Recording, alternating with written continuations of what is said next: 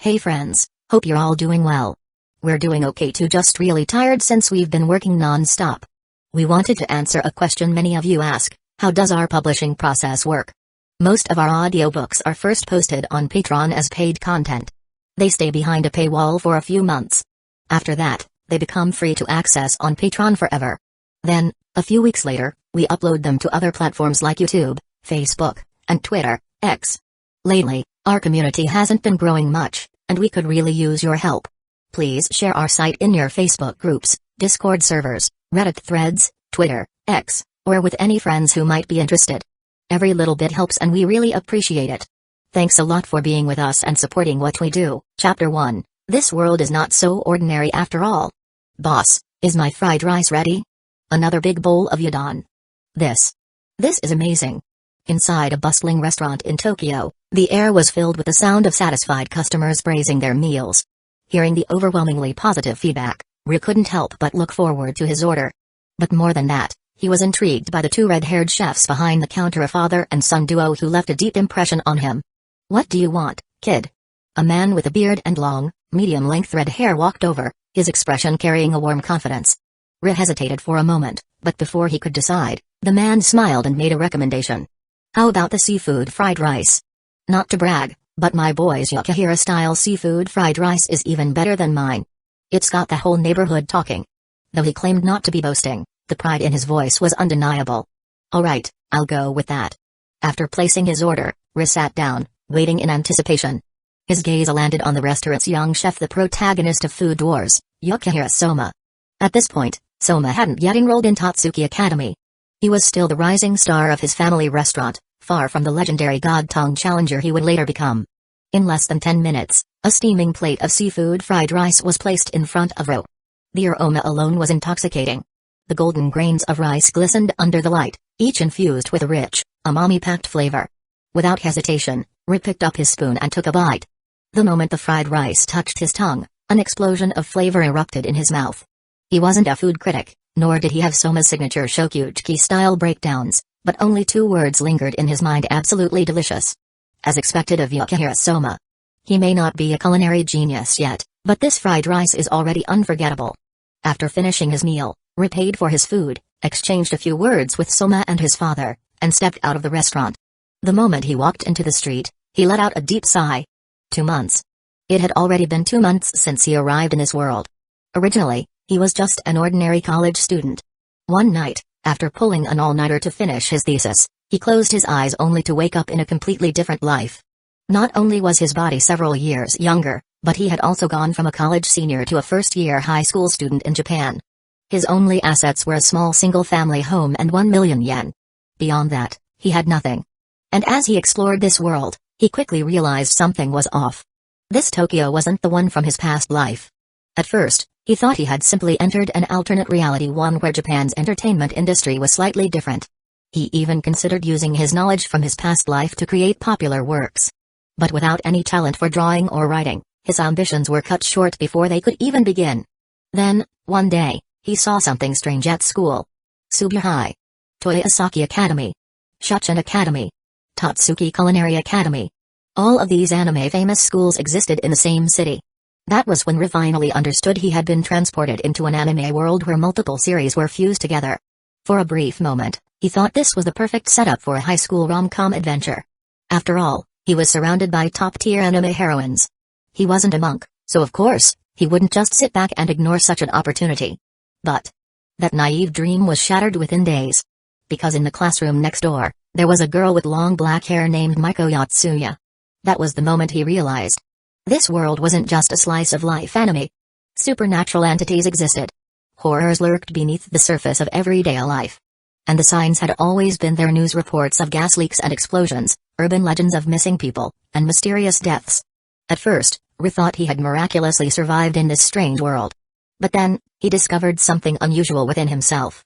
A hidden energy flowed through his body. And within his eyes a power unlike anything he had ever seen before. It was then that he realized. Just like Yatsuya, he could now see things that normal people couldn't. And at this very moment, walking through the now deserted street, Ryu sensed it. A sinister presence. A once crowded shopping area had suddenly emptied, leaving only him behind. "It's time." Riz stopped in his tracks, closed his eyes, and slowly reopened them. His once dark pupils were gone, replaced by blood-red eyes with 3 tomoe spinning around the center. In an instant, the world changed. The empty street was no longer empty. Dark, ominous mist began to gather in the shadows. And within that mist twisted, grinning spirits emerged. Grotesque figures. Hollow, soulless eyes. Sharp, jagged mouths stretching across their faces. They had been watching him all along. A normal person would be frozen in fear. Hell, Ryu was terrified when he first saw them. But not anymore. He had learned that these spirits, these cursed beings, were more than just terrifying. They were fuel. Every time he exorcised one, their negative energy flowed into his Sharingan, making his eyes stronger. And today was no different. 1, 2, 3. Only 5? Clicking his tongue, regathered energy into his fists. Then boom. In an instant, he vanished. Moving faster than the spirits could react, he appeared before the nearest one and slammed his fist forward. Bang. A loud, sickening crunch echoed through the air. The spirit shrieked in agony before bursting apart, its dark essence absorbed into Riz's eyes. The remaining spirits let out distorted cries. Whether it was fear or rage, it didn't matter. They lunged. Riz Sharingan spun. With perfect clarity, he tracked every movement, dodging effortlessly before retaliating with precise, devastating blows. One by one, the spirits were crushed. And in less than a minute, the entire group had been eradicated. The air was thick with residual negative energy, all of which was immediately absorbed into his eyes. Feeling the surge of power, Ryu muttered to himself. Not enough. He had been gathering cursed energy for months now. But to reach the next level, to awaken the Mangekyō Sharingan, he needed something more. The 3 tomoe Sharingan is powerful. But a true evolution is still far off. That was fine. He had time. He wasn't foolish enough to charge headfirst into unknown dangers. Not yet. But soon. Soon, he would step into the world of true horror. And when that time came, he would be ready. Chapter 2, Riz's current status. Subu Academy of Higher Education. Originally known as Subu High School, it had merged with the private Toyozato High, leading to its new name. This institution brought together notable students from both schools, including many faces recognized from anime. Class 1F. Good morning, Ryu-kun. As soon as Riz stepped into the classroom, several classmates greeted him with enthusiasm. Ryu, who had no issues with socializing, was well liked both in his class and throughout the school. His sharp Hokage-like appearance, combined with his athletic ability, made him stand out as one of the most popular first years at Subu Academy. Talented, good-looking, and charismatic qualities that naturally drew attention, especially in a high school setting where youthful energy and emotions ran high. Morning. Ryu replied with a friendly smile before making his way to his usual seat by the window. Like most classes, 1F had its own social groups. One group revolved around Aki Tomoya, who frequently discussed otaku culture. Another consisted of model students and regular kids. And then there was the popular group, who's by default comprised of well-known students like Hayama Hayato and Mira Yumeko. Before long, the usual group gathered around him. Yo, Ryu. Hayama, radiating his usual cheerful energy, walked over. Great weather today, huh? It's nice. Ryu agreed before raising an eyebrow. But isn't that a bit of a cliché opening line? I was thinking the same thing. Yua giggled as she stepped forward. How about just saying hello instead? That's so childish, Yua. Miro Yumeko gave her a disapproving look. Huh? Is it? Yu asked, tilting her head. It's fine. Ryu said with a smirk. He turned to her and playfully greeted, hello, Yua. Yua's face brightened at the attention. Hello, Ryu. Seriously? Yumeko sighed, shaking her head. She then shot to a mildly exasperated look. You're way too nice to Yua. Ebenehina, who had been quietly observing, took note of her friend's reaction. Yumeko, you're practically broadcasting your jealousy right now. As if sensing the unspoken tension, Yumeko quickly adjusted her tone. I just mean that if you encourage her too much, she's gonna start saying weird stuff. I see no issue with that. Ryu chuckled. I just think of you as a mascot little dumpling. It's fine as long as she's cute. Dumpling? Yua blinked before realizing he was referring to her hairstyle. Oh. You mean my twin buns? Wait. Being called a dumpling actually sounds kinda cute. What's cute about that? Yumeko scoffed. It's definitely not as cool as Yumeko's nickname. Ryu mused. I remember someone calling her the Queen of Hellfire before. Yumeko's face turned red instantly. What the hell is that supposed to mean? Ryu smirked. So, you don't deny the queen part? Enough of that. Hayama interjected with a laugh. I've been completely ignored in this conversation.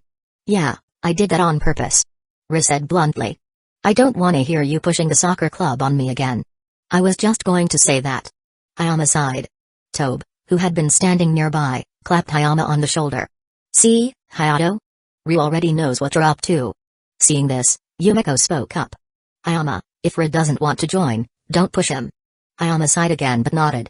Truthfully, he believed Ryu's presence would help their team reach the national level, but he wasn't about to ruin their friendship over it. Alright, I won't bring it up again. He relented. But since there are no club activities after school, how about we all check out that new cafe that just opened nearby? My treat. Riz smirked. Oh? A rare display of generosity from the rich kid? Seeing that who didn't refuse, Yumeko silently accepted the plan as well. As the group settled down, a loud conversation from another part of the classroom caught their attention, specifically, Aki Tomoya's group. Did you guys hear? Kasumi Utaha, the author of Metronome in Love, is holding her first ever autograph session at the Fushikawa Bunko bookstore this Saturday. Huh? What's Metronome in Love? I dunno, never heard of it. It's a masterpiece. How have you not read it? I swear, you guys are hopeless. I'm making you all read it before the signing. The conversation quickly spiraled into Aki Tomoya's passionate rant about light novels, much to the amusement and mild annoyance of others in the class. Yumeko, glancing toward them, rolled her eyes. Ugh, that otaku is so noisy. He's kind of a legend, though. Tobe laughed. Didn't he try to get anime screenings approved for the school festival? Even argued with the dean over it? That revelation caught everyone's interest. Seriously? That's wild. A little insane, honestly. Haha, gotta respect the dedication. While the others continued to chat, Riz's thoughts drifted elsewhere. Kasumi Utaha, huh? Of course, he knew who she really was. Kasumi Utaha. A well-known upperclassman, both a beauty and a literary genius. And this would be her first ever book signing? This was a perfect opportunity to get closer to the so-called ice-cold flower of the literary world. A small smile played on Riz's lips. This weekend just got interesting. Chapter 3, Yatsuya Maiko's surprise after school, in the teacher's office. I said, Ryu. I'm here. Beautiful, generous, mature, and lovely teacher, Hiratsuka-sensei. Flattery won't get you anywhere. And stop calling me that. Show some respect for your teacher. Hiratsuka Shizuka swung a swift karate chop toward Ryu's head, but he effortlessly dodged it, smirking. You. Ugh, forget it. Letting out a long sigh, Hiratsuka leaned back in her chair, resigning herself to the fact that her usual discipline methods were useless against this guy. Skipping past the usual banter, she studied Ryu for a moment. He really was good-looking. Sharp features, confident demeanor, and a natural athletic build. It wasn't hard to see why the girls at Subu High were drawn to him. Sensei? Hearing his voice, Hiratsuka snapped out of her thoughts, a barely perceptible blush crossing her face before she cleared her throat. You've been in school for 2 months now. Do you have any idea how many times you've been called out for sleeping in class? Ryu blinked, tilting his head as if trying to recall. Shouldn't be that many. I sit in a pretty good spot, out of sight. Hiratsuka massaged her temples. When I ask you this, you're supposed to reflect on your actions. The knowledge you gain in high school is meant to prepare you for the future.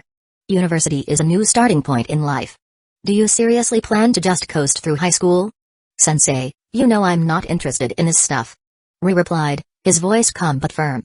Hiratsuka raised an eyebrow. Then what are you interested in? If I had to sum it up, probably ghosts. Hiratsuka stared at him in silence. Answer seriously. Besides, ghosts don't exist. This is the modern world we live in, a scientific society. You wouldn't understand, Sensei. Ryu shook his head, his expression unfazed. The world can be divided into two things: what's visible and what's invisible.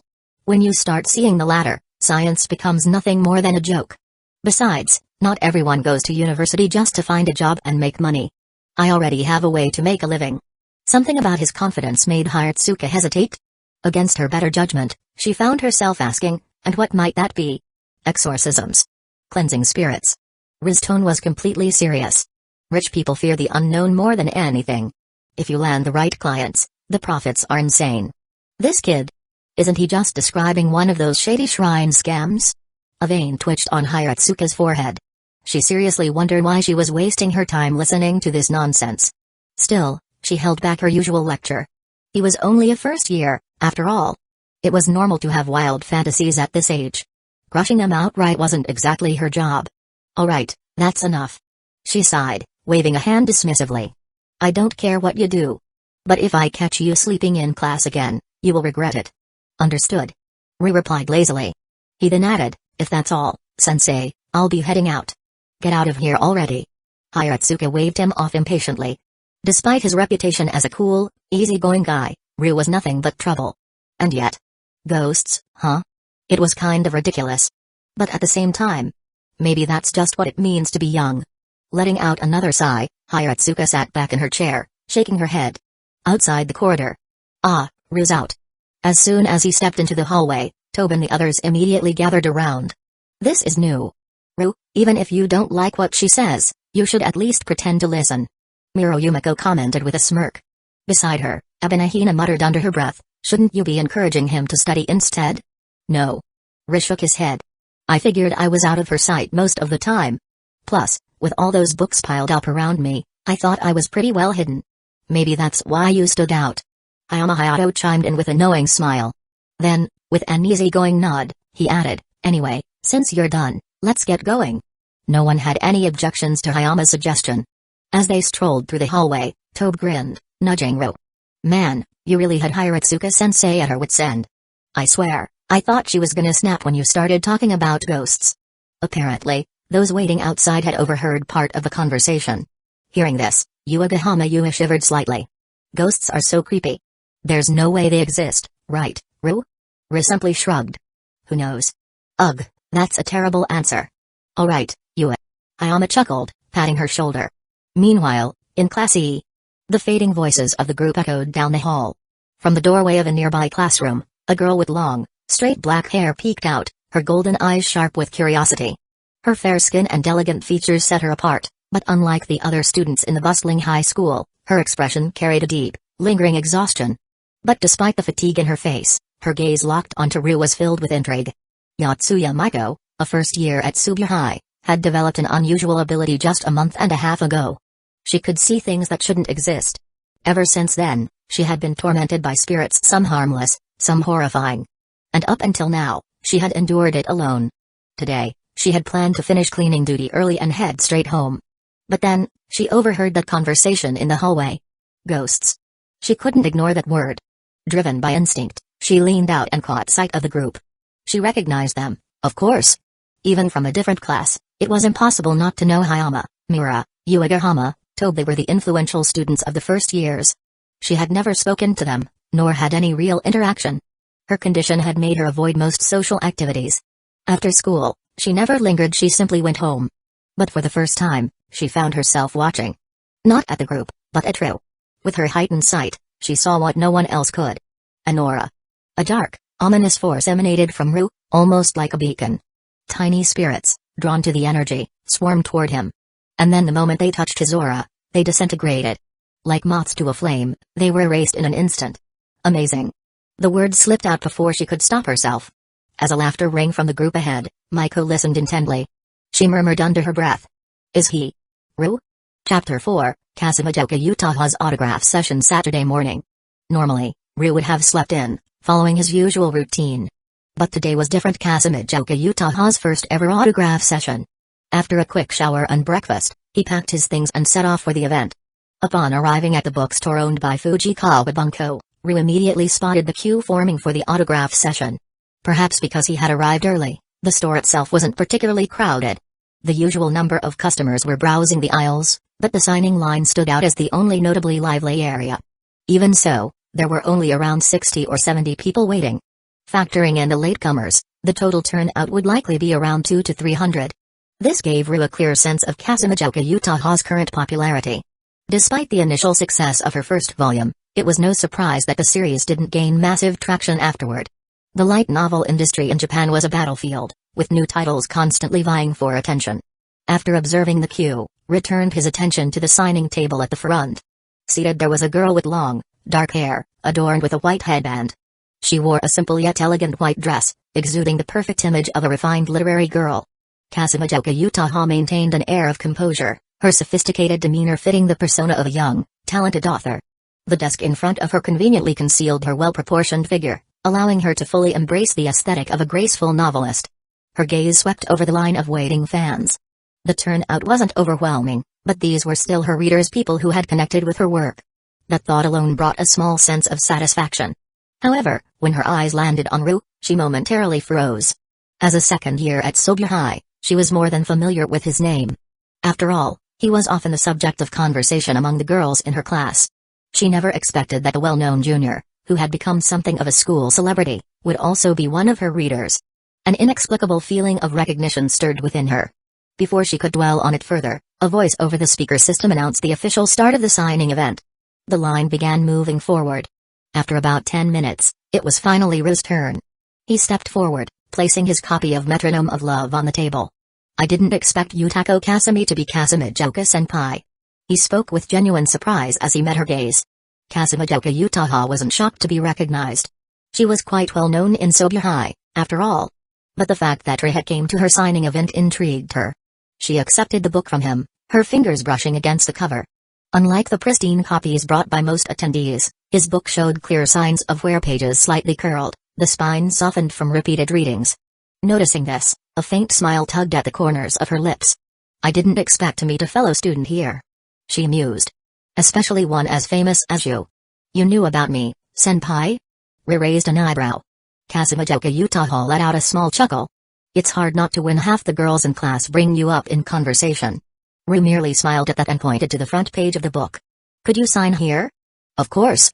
She nodded slightly and picked up her pen. As she wrote, her voice lowered just enough for only him to hear. "So, what do you think of my work?" "It's great. I've read it several times." Kasumijoka Utaha felt a small sense of satisfaction until he continued. "But it's not perfect? Some of the plot points feel a bit too plain, and a few sections could use more engaging development." Her pen paused for a fraction of a second. Her crimson eyes narrowed as she processed his words. Rather than dismissing them outright, she found herself contemplating his critique. His remarks weren't unlike those she'd recently received from her editor, Machida Sanoko. Finally, she glanced back up at him. "Can you tell me exactly what you think is lacking? We can talk about it after the signing," Riz suggested. Realizing she was still in the middle of the event, Kasumijoka Utaha nodded. "In that case, would you mind waiting for me when it's over?" She didn't usually seek out opinions from just anyone, but considering her recent struggles with writer's block, she was curious to hear his insights. "Sure." Ru agreed without hesitation. Taking his freshly signed book, he stepped aside, leaving the queue for the next person. As he walked away, he caught sight of Aki Tomoe lining up. Their eyes met for a brief moment, but Aki quickly turned away, pretending not to see him. Riz smirked slightly but didn't bother acknowledging him either. He had long since derailed the original timeline where Kasumijoka Utaha was meant to be involved with him. At this point, there was no connection between them at all. A few hours passed. Though the turnout wasn't massive, it was still close to Riz's earlier estimate, around 300 attendees. Since Kasumijoka Utaha made sure to engage with each reader during signings, the entire event lasted quite a while. By the end of it, she was thoroughly drained. Collapsing onto the wooden table backstage, she let out an exhausted sigh. "So, this is what an autograph session feels like." Just the act of signing books was tiring enough, but dealing with all kinds of fans required even more energy. Even someone as composed as Kasumijoka Utaha felt completely drained. "You think this is bad?" a voice teased. Machida Sanoko, her editor, leaned against the desk with a grin. The short-haired woman adjusted her glasses and crossed her arms. "Wait till you hold a signing for a best-selling volume," Machida continued. "You'll barely be able to lift your arms afterward, assuming that day ever comes." Kasumijoka Utaha let out an exasperated sigh. Only an editor would be cruel enough to say something like that. "I'm motivating you." Machida's tone remained cheerful, but her gaze carried a hint of encouragement. "Besides, you had quite a few devoted fans today. That enthusiastic guy with glasses. And, of course, the handsome junior." Her voice took on a teasing note at the end. Kasumijoka Utaha shot her a look. Aki and Natsukawa. She hadn't given much thought to it earlier, but now that Machida mentioned it, both had been among her attendees today. Between the two, though, Ria had definitely left a stronger impression. Having a well-known school figure as one of her readers held a different kind of appeal compared to regular fans. Machida smirked knowingly. "So, aren't you going to get up? Someone's been waiting for you." Kasumijoka Utaha rolled her eyes. "I don't need you to remind me." Despite her words, she immediately picked up her bag, straightened her dress, and strode out of the room with newfound energy. Chapter 5, the first boy to actively join. Have you been waiting long? In a cafe not far from campus, Ryu was scrolling through messages and pictures from his friends on his phone. It wasn't until he heard Kasumijoka Utaha's voice that he glanced up. The first thing that caught his attention was a pair of slender, shapely legs encased in black pantyhose.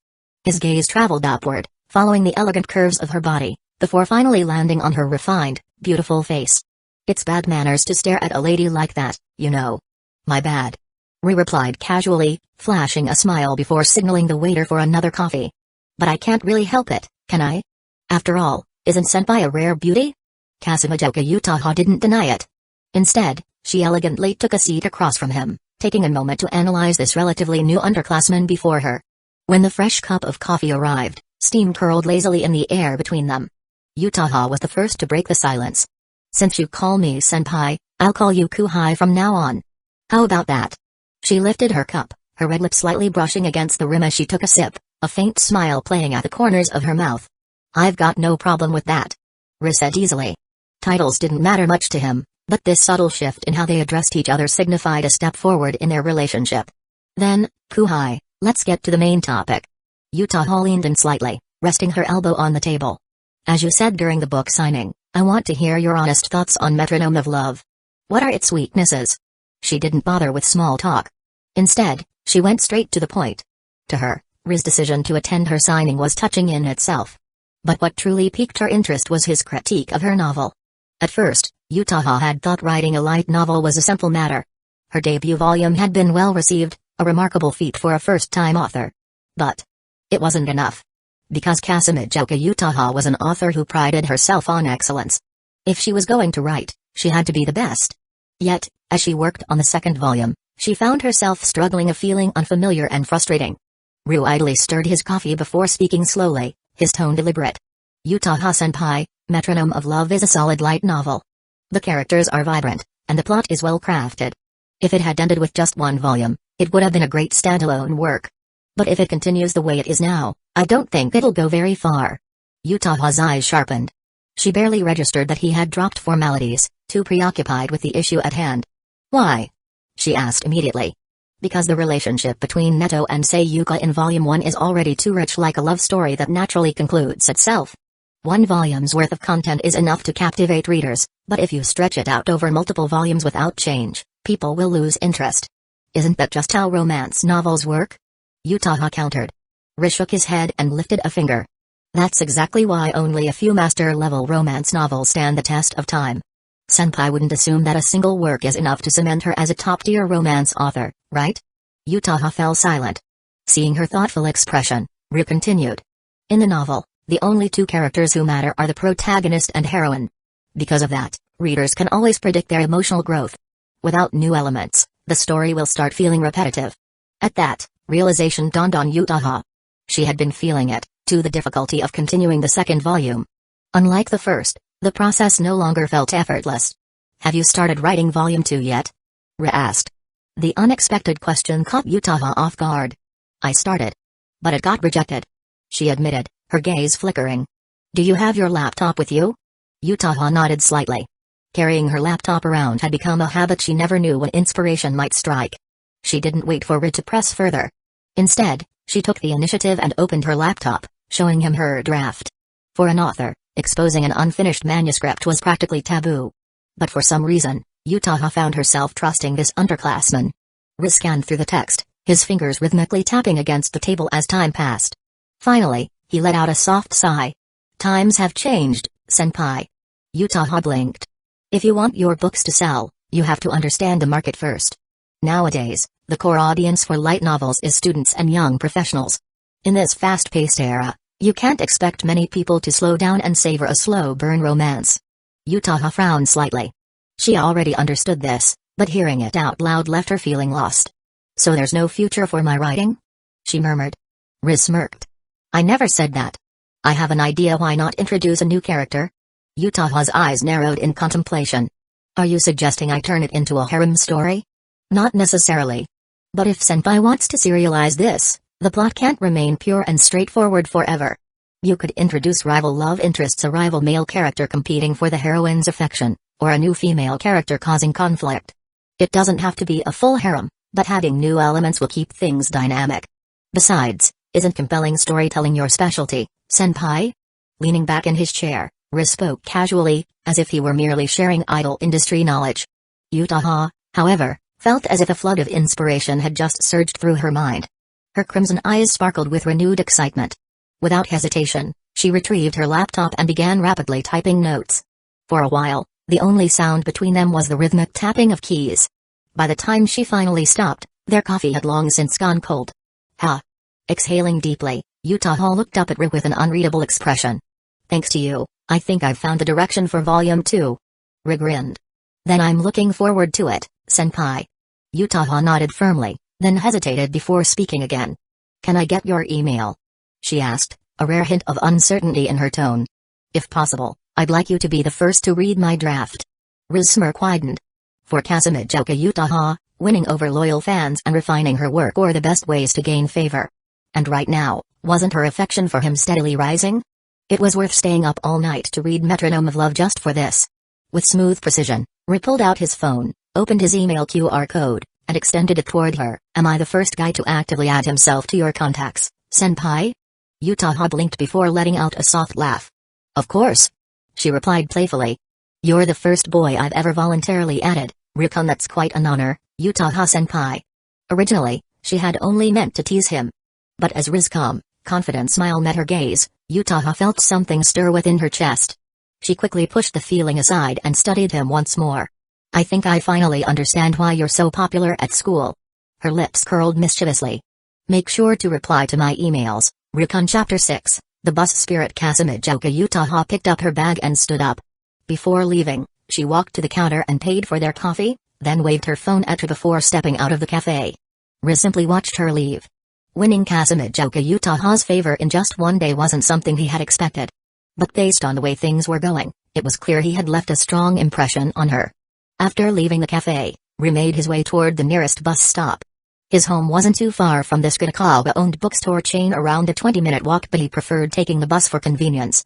Of course, he could always take a taxi, but the moment he arrived at the bus stop and saw the graceful figure waiting there, he abandoned that idea entirely. Looks like I don't need to text you just yet, senpai. Hearing his voice from behind, Kazekage Utaha turned her head, looking unsurprised. After all, this was the only bus stop nearby. You seem happy. She noted. Well, I get to take the same bus as you, senpai. At that, Utaha let out a soft chuckle. You've started being a lot more honest, haven't you, Kuhai? I'm just expressing what any fan would feel when they see their idol. I'm sure you understand, senpai. Their conversation was short-lived as the bus pulled up to the stop. Seeing that it was the right route for her, Kazekage Utaha smiled slightly. You take this bus too? What a coincidence, huh? This is actually my usual line.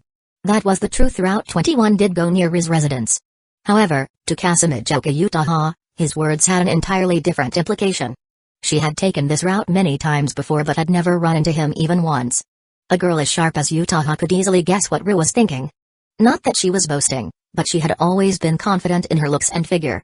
It was only natural for Ru to be drawn to her. But strangely enough, she didn't mind it at all. After all, she had already developed a good impression of Ru. Otherwise, she wouldn't have taken the initiative to ask for his contact information. On top of that, he was an exceptional person himself. With both of those factors combined, it felt nice to be admired by him. She even found herself thinking about how this scenario might play out in a novel. With a soft hiss, the bus doors opened. Kazekage Utaha was the first to board. A moment ago, she had been in high spirits, but the instant she stepped inside, she felt a sudden chill run through her. Is the AC turned up too high? She murmured, rubbing her arm slightly. Shaking off the feeling, she walked toward the back and took a window seat, leaving the spot beside her open whether intentionally or not. Ru, who had been in a good mood, immediately sensed something was off the moment he stepped onto the bus. It was sunset outside, yet aside from him and Kazekage Utaha, the entire vehicle was empty. More than that, his senses as a sorcerer were screaming at him. A dense, heavy wave of cursed energy filled the bus. Boom. The moment he stepped inside, the bus doors slammed shut. With a sharp hiss, the bus accelerated forward. Kazekage Utaha, unaware of the situation, turned toward him and patted the seat beside her. Weren't you being all proactive just now? What's wrong? Waiting for an invitation? Hearing that, Ru took the opportunity to sit beside her. At this close distance, he could catch the subtle floral fragrance lingering around her. Utaha, too, seemed to notice their proximity. The teasing glint in her eyes softened as a faint red hue crept onto her cheeks, a rare sight from someone like her. However, Ru didn't respond as she expected. Instead, his attention was fixated on the front of the bus. Seeing his unusually tense expression, Utaha smirked. "What's wrong, Kuhai? Don't tell me you're getting shy now?" "It's not that," Ri replied calmly. "I'm just a little worried." His unexpected response made Utaha blink in confusion. Before she could ask anything, he continued. "Senpai, no matter what happens, don't be afraid?" Utaha tilted her head, perplexed. Then boom. A deafening crash came from the front of the bus. Utaha flinched, her breath catching in her throat. She turned toward the sound, only to see deep dents forming at the front of the vehicle. On the glass windshield, pitch-black handprints smeared across the surface. Her heart pounded violently. She quickly glanced outside the window only to feel her blood run cold. Just moments ago, they had been driving through a well-lit city. But now, absolute darkness stretched beyond the window. No streetlights. No buildings. Nothing. This Utaha's voice trembled. She recalled the horror stories she had read before, telling herself over and over that ghosts didn't exist. But faced with this impossible scene, how could she stay calm? For the first time in her life, the thought crossed her mind, are ghosts real? The moment she entertained the idea, a paralyzing chill spread through her limbs. Her mind went blank. She was a logical person, but no matter how rational she tried to be, her body had already succumbed to fear. At that moment, she remembered Ri's words from earlier. Without thinking, she curled toward him, clutching onto his sleeve as if he were her only anchor in this nightmare. What is going on? We ran into something nasty. But don't worry, we'll be fine. Underneath his colored contact lenses, 3 black tomoe swirled within the scarlet glow of his Sharingan. And soon, the true horror made itself visible. A grotesque, bloated spirit loomed at the front of the bus. It was nearly the size of the vehicle itself, its vacant black eyes sunken deep into its misshapen skull. Its lips were sewn shut with blood-crusted stitches, and its entire body was covered in writhing, mismatched hands. Even at a glance, it was clear this was no low-level curse. A malevolent aura oozed from its form, something that could easily take a person's life. Still, compared to Ru, its energy was weak. It was large, yes, but nothing he couldn't handle. "Senpai, do you have anything sharp?" Utaha, still struggling to process everything, barely managed to respond. I have a needle in my compass." Ri sighed. "That's a bit small." "Never mind." Without hesitation, he stepped forward. With a burst of strength, he drove his fist into the nearest window, shattering the glass instantly. Ignoring Utaha's shocked expression, he grabbed the large, jagged shard, holding it like a makeshift dagger. "This will do." He glanced back at her. "Close your eyes, senpai. This will be over soon." Utaha, too stunned to question his ridiculous display of strength, instinctively shut her eyes. The curse roared, its many hands lunging toward Ru. But under the piercing gaze of the Sharingan, its every movement was laid bare. Effortlessly, Ru dodged each attack, slicing through the grotesque limbs with swift, precise strikes. The moment its guard opened, he moved. With a sudden burst of speed, he closed the distance in an instant. The cursed spirit barely had time to react before Ri drove the glass shard straight into its forehead, splitting its head apart as its body crumbled into nothingness. Chapter 7, The Lunatic Sorcerer, Suguru Geto Tsk. Ri clicked his tongue in irritation. He hadn't expected to run into such a dangerous cursed spirit on a simple trip home. Unfortunately, his current arsenal of attacks was still limited to reinforcing himself and his weapons using the energy within his body. I need to train more. Once his Sharingan evolved into the Mangekyō, his combat abilities would expand beyond these limitations. Until then, he had to be more cautious. He couldn't afford to be reckless. As he adjusted his mindset, Ri once again focused on the residual cursed energy left behind by the defeated spirit. Estimating its strength, he realized it had been as powerful as a dozen average-grade curses combined, a worthwhile experience. Creak. The bus, which had been swaying and rattling moments before, slowly came to a stop now that the cursed spirit had been eliminated. Seeing this, Ri turned back to where Kazekage Utaha was still sitting, eyes tightly shut, clearly shaken. "It's over now, senpai," he reassured her. The moment she heard his voice, Utaha's eyes snapped open. As soon as she saw Ri standing in front of her, a wave of relief washed over her, and she immediately stepped forward, wrapping her arms around him. She was trembling, her body shaking like a frightened rabbit. Even though Ri was well aware of how attractive she was, he wasn't the type to take advantage of the situation. "It's okay, senpai," he murmured, gently steadying her. Carefully, he pulled Utaha along with him, kicked open the bus's rear door, and helped her out. The moment their feet touched the pavement, the bus behind them let out a soft hiss, then, like black smoke dissolving into the night, it vanished completely. They were back where they had boarded. Alive. Kazekage Utaha stared at the familiar city lights before her, breathing deeply. She had never appreciated the fresh air as much as she did now. Her entire body tingled with sensation, her skin prickling as if she had just escaped a nightmare. Only then did she realize how drenched she was in cold sweat. Her inner clothes clung uncomfortably to her skin. "Senpai, do you need to rest?" Ri glanced down at her, noticing how heavily she was breathing, her knees nearly buckling beneath her. "Yeah," she admitted, still feeling a bit shaky. Without another word, Ri led her toward a nearby park, aiming for a bench where she could sit and recover. Clap. Clap. Clap. A slow, deliberate applause echoed through the quiet night. "What a spectacular performance, Rikun." A voice, calm and composed, carried toward them. Accompanying the words were the distinct sounds of footsteps approaching. Before long, a tall man in a flowing monk's robe emerged from the shadows, his dark hair tied into a neat bun. A gentle, almost serene smile rested on his face. The moment Ri laid eyes on him, his muscles tensed. He had already suspected that the cursed spirit earlier hadn't appeared by chance. And now, standing before him, was the answer to his suspicions. "Suguru Geto." Ri muttered. There was no need for introductions. The moment he saw the man's face, all relevant information surfaced in his mind. Suguru Geto, one of the only 4 special-grade sorcerers in the world. His cursed technique, cursed spirit manipulation, allowed him to absorb and control curses, regardless of their rank. To those unfamiliar with him, his kind face and monk's robe might give the impression of a benevolent spiritual leader. But Ri knew better. The mere fact that Geto still wore his monk's robes was proof of his radical ideology. A man who sought to create a world where only sorcerers existed, believing that all non-sorcerers humans were inferior beings that needed to be exterminated. He had even gone so far as to kill his own parents for the sake of his ideals. In short, Suguru Geto was a complete lunatic. Though Ri kept his expression neutral, internally, every fiber of his being was on high alert. His cursed energy stirred within him, ready to be unleashed at a moment's notice. At the same time, something clicked in his mind.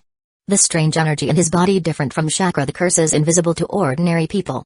It all made sense now. This world was one where jujutsu existed. His previous assumptions about evil spirits had been far too simplistic. Now, there's no need to be so tense," Geto said with a chuckle, waving his hand dismissively. "I don't mean you any harm. In fact, I was quite impressed by your performance." He gestured toward where the bus had been just moments ago. "That curse you exorcised just now, it was a semi-grade 2. Hardly weak. Most sorcerers at your level would struggle against it, yet you handled it with ease. That tells me one thing: your power is different." His eyes gleamed with intrigue. "I've been watching you for some time, Rikun. Surely you must have realized it by now. You are not like those ordinary, powerless monkeys. I mean, humans." Geto spread his arms, his voice growing more fervent. "You have potential. You could achieve something far greater than merely existing among them." Ri narrowed his eyes. He already knew what Geto was trying to imply. He didn't need to ask. He understood perfectly well. And he had zero interest in joining Geto's twisted vision of the world. "What are you trying to say?" he asked bluntly. Geto let out a soft chuckle, his expression unreadable. "I can help you, Rikun. Your abilities are far beyond what you realize, and with my guidance, you could learn to use them properly." With a flick of his wrist, a small card slipped from his sleeve and floated toward Ro. "If you're interested, come find me." Ri caught the card between his fingers and glanced at it. The front bore the name Star Religious Group. On the back, an address. Suguru Geto's cult. Having delivered his message, Geto turned to leave, pausing only to add one last remark. "Just don't bring the human girl with you." Then, like a shadow fading into the night, he was gone. Only when he was completely out of sight did Ri let out a slow breath, his shoulders relaxing. Utaha, who had been silent until now, finally spoke up. "Ru, I think it's about time you gave me some answers." She crossed her arms, her sharp eyes locked onto him. "What the hell just happened? And who was that guy?" Ri remained silent for a moment, staring up at the now dark sky. "It's getting late," he muttered. "We should head back. I'll explain another time, senpai." His mind was still racing with everything that had happened tonight. Even if he did go home now, there was no way he'd be able to sleep. Utaha hesitated. Truthfully, she wasn't eager to be alone right now either. As she glanced around, her eyes landed on a nearby hotel. After a moment of consideration, she made a decision. "If you need a place to rest, I know somewhere," she said. "Come with me." Ri followed her gaze. "A love hotel?" At his question, Utaha's face immediately turned red. "Yes." She huffed, her voice firm despite her embarrassment. "Do you have a problem with that, Rikun?" Or was rest just an excuse? Ri shrugged. Given everything that had happened, it wasn't the worst idea. Inside the Love Hotel, the sound of running water echoed from the bathroom. Leaning back on the sofa, Ri stared at the ceiling, lost in thought.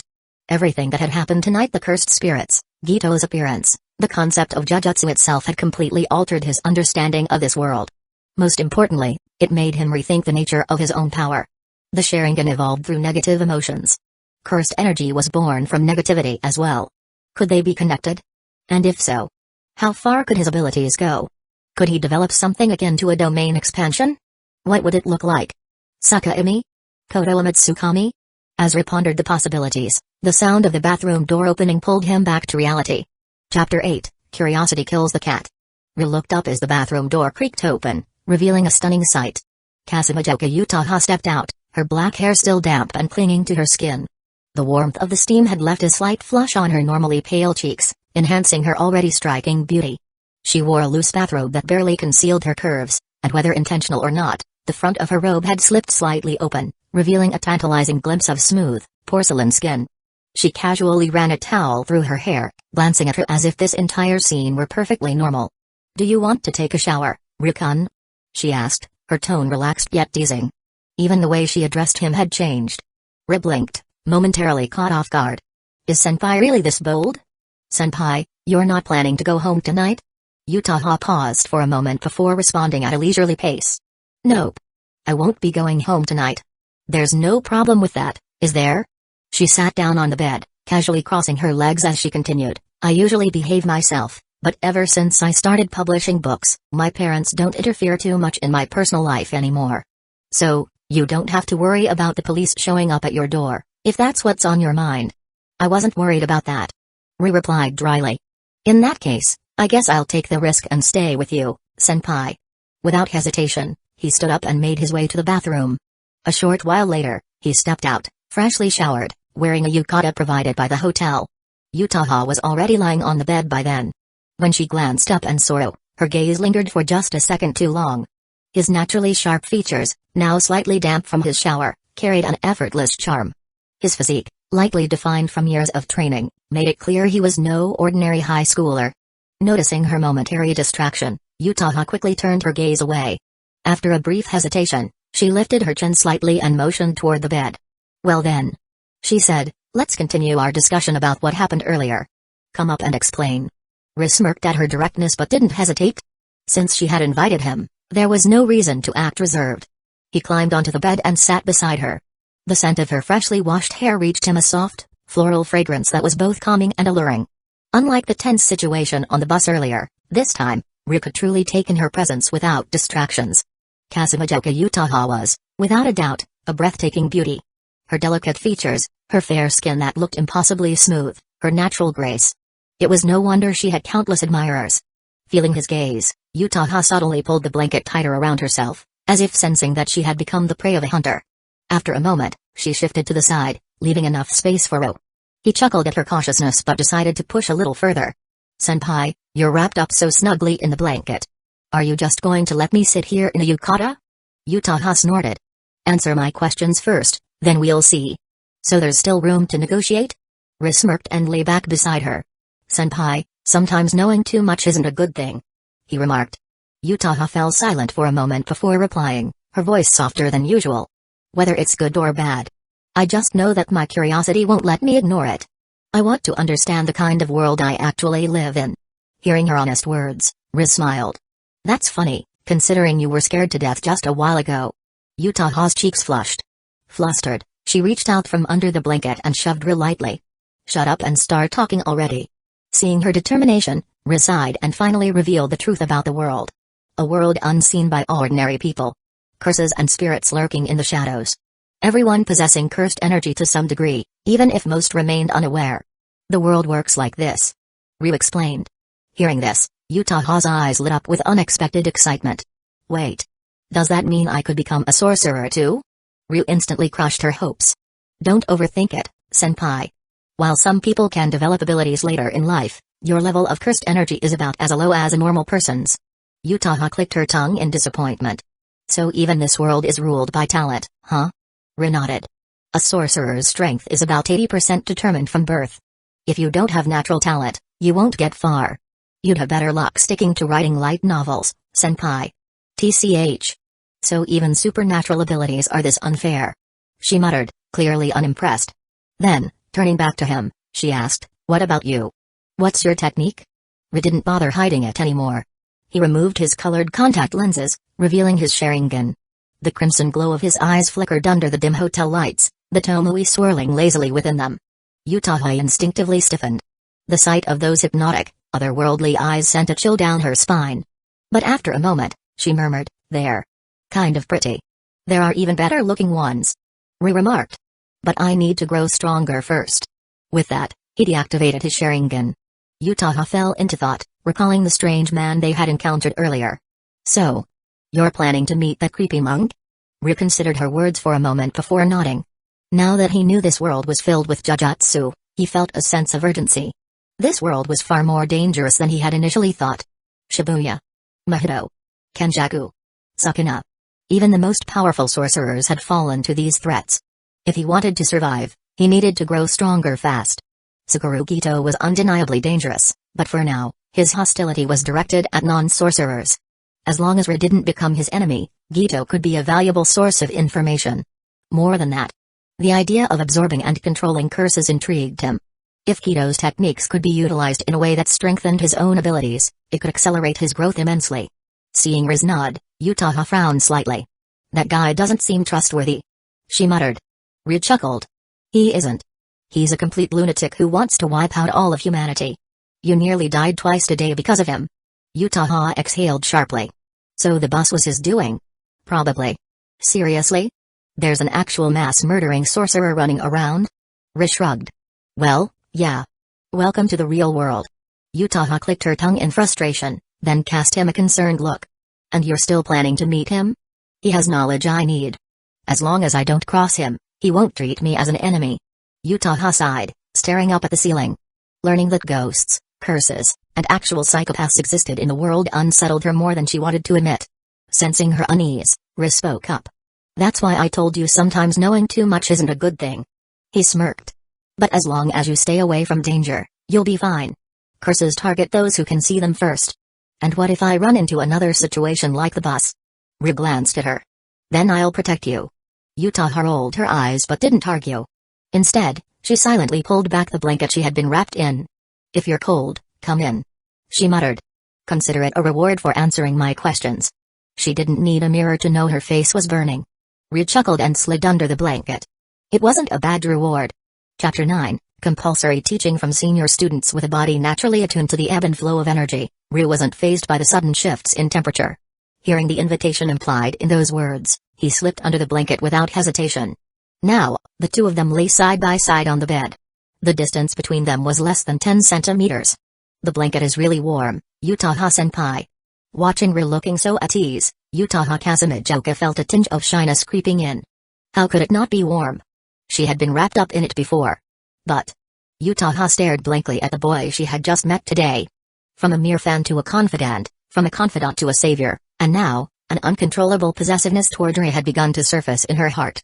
As an author of romance light novels, she was highly sensitive to emotions. There was no doubt about it, she had fallen for this underclassman who had brought her so many surprises and whom she now found herself relying on. Now that she understood her feelings, there was no need for hesitation. Utaha wasn't one to waver. She would take the initiative. Action was better than overthinking. Without further thought, she made her move. She rolled over and straddled Ro.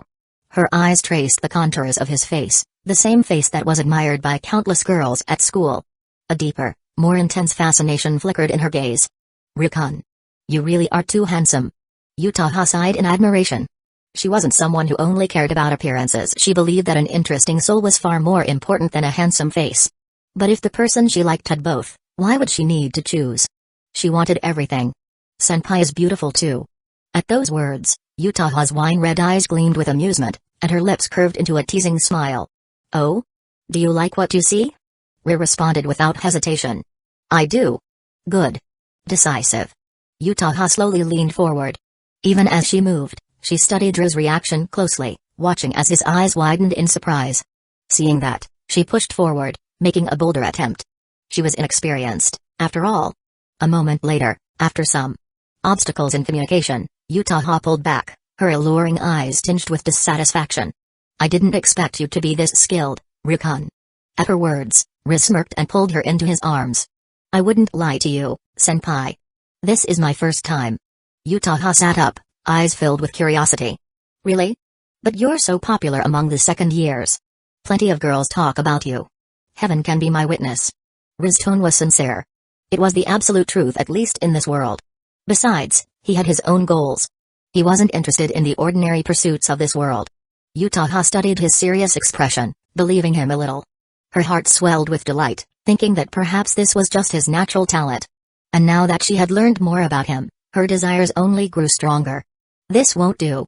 As a high school student, Utaha cupped Riz's face in her hands. As your senpai, it's my duty to teach you how to be more mature. Riz's grin widened. Please, senpai, don't hold back. I'll learn well. Since he could sit back and enjoy, why wouldn't he? Naturally, things progressed as expected. In the end, the victor was clear. Ru, against all odds, had triumphed. By the time Utaha woke up, it was already nearing noon. She stretched lazily, feeling inexplicably satisfied. It had been a long time since she had slept so soundly, ever since she had hit a roadblock with the second volume of Love Metronome. No wonder romance was such a widely pursued subject. There was definitely something to it. Thinking of this, she turned to gaze at Ru, who lay beside her. Her eyes filled with warmth and happiness. She wasn't someone who gave herself away easily, otherwise, she wouldn't have earned the title of the Flower of the High Mountains at school. She just hadn't expected that once she found someone she truly liked, she would throw all hesitation aside. The realization left her a little stunned. Originally, she had only planned to confirm her relationship with Ri yesterday, but in the end, after hearing that it was his first time, she couldn't hold back. But looking at her now, she had no regrets. She had claimed a true hidden treasure. Just thinking about it made Utaha grin from ear to ear, like a certain mischievous anime character. I'm very happy, Utaha. His voice pulled her back to reality. It seems you haven't had enough yet, Rikun. With a sly smile, she slid closer, resting against his chest. Is senpai planning to stay in bed all day? Ri asked, running his fingers through her silky hair. Can't I? It's a rare Sunday. Utaha pouted. Or are you one of those guys who ignores a girl right after getting what he wants? As she spoke, she playfully kicked Ri with her leg. Ri chuckled. You underestimate me, senpai. Once I set my sights on something, I never let go so easily. Utaha smirked in satisfaction. Now that's a proper post-conquest declaration. But since you worked hard last night, I'll let it slide. With that, she pushed herself up and began getting dressed. Ri propped himself up on one elbow, watching as she moved with effortless elegance. This senpai of his was bold. She knew how to use her charms to their fullest. And yet, he had to admit, he was starting to be influenced by her. Originally, he had believed in balance. But now, it seemed his interests were tipping toward the extravagant. As Utaha finished dressing, she caught Ri's lingering gaze and smirked. Letting out a soft hum of satisfaction, she tied her hair into place. Finally, she turned to him. Are you just going to laze around all day, Rikun? Are you applying what you just learned, Utaha? Ri shot her a deadpan look before quickly getting up and throwing on his clothes. By the time he was done, Utaha had already finished freshening up. So, where's senpai headed next? Ri asked, rubbing his face. Home, of course. I have a lot to sort out after last night. Seeing him speechless, Utaha picked up her bag, then added casually, oh, and don't forget to send me your home address. Wait, Utaha. Just as she was about to leave, Ri reached into his pocket and pulled out a key, placing it in her hand. This is the key to my place. Utaha's eyes lit up. Without hesitation, she slipped the key into her bag. A key meant more than just access. To her, this was Ri's way of acknowledging her status. And the fact that he handed it over so easily. Utaha looked at him, a satisfied smile forming on her lips. Looks like you live alone. For something this good, I'll have to repay you properly next time. Leaving those teasing words behind, she stepped out the door. Ri had originally planned to spend the whole Sunday with her, but since she had things to do, he had to let it go. With that in mind, he pulled out the business card he had received from Sakura Geto the day before. It looked like today would be the perfect chance to pay a visit to Jujutsu. Chapter 10, Geto's Cult. After a half-hour taxi ride to the outskirts of the city, Ri arrived at Geto's base. Damn it. Ri cursed under his breath, annoyed. First, because of the ridiculous taxi fare. Second, because of the endless stone steps ahead of him, easily over 100 flights high. It's clearly a cult's hideout, So why build it so high? It's like they expect people to worship them. Still, since it was at the city's edge, it seemed to avoid much public attention. Grumbling internally, Ri began his climb. Logically speaking, areas where sorcerers reside usually have no cursed spirits. But as he ascended the steps, he noticed numerous small cursed spirits hovering around, lurking in the shadows. They weren't aimlessly drifting. They were watching. Monitoring the area. Is this all Geto's doing? Inside the cult's hideout in the massive courtyard connecting the foot of the mountain to the main hall, Suguru Geto leaned back lazily, staring at the sky in boredom. Looks like we won't be getting any visitors today, Lord Geto. Beside him, Shin, a tall and striking woman with pink hair, spoke in a secretary-like tone. She had been watching him closely these past few days ever since Geto discovered a rare talent who had escaped the notice of Jujutsu High. Geto smirked. Not necessarily. We have a guest coming. Huh? Shin tilted her head slightly. There was something in Geto's voice, a flicker of amusement, anticipation. This group had two types of visitors. One was their business partners, clients who provided funds to support Geto's activities. The other? Ordinary fools who came to pray, thinking this place was a shrine that could purify spirits. But Geto didn't care about them. He was polite on the surface, but deep down, he despised them. So, if Geto himself was looking forward to a visitor, that meant the one coming must be special.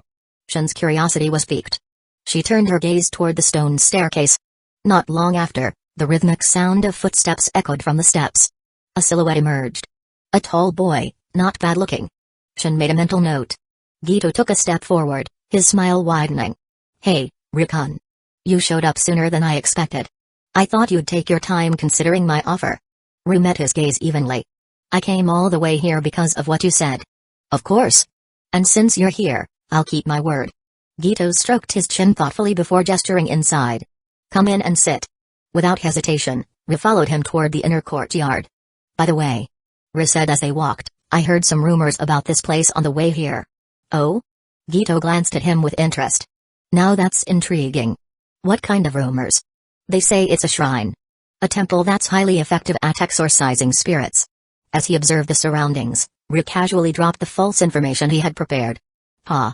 Geto let out a small laugh. Well, it's not entirely wrong.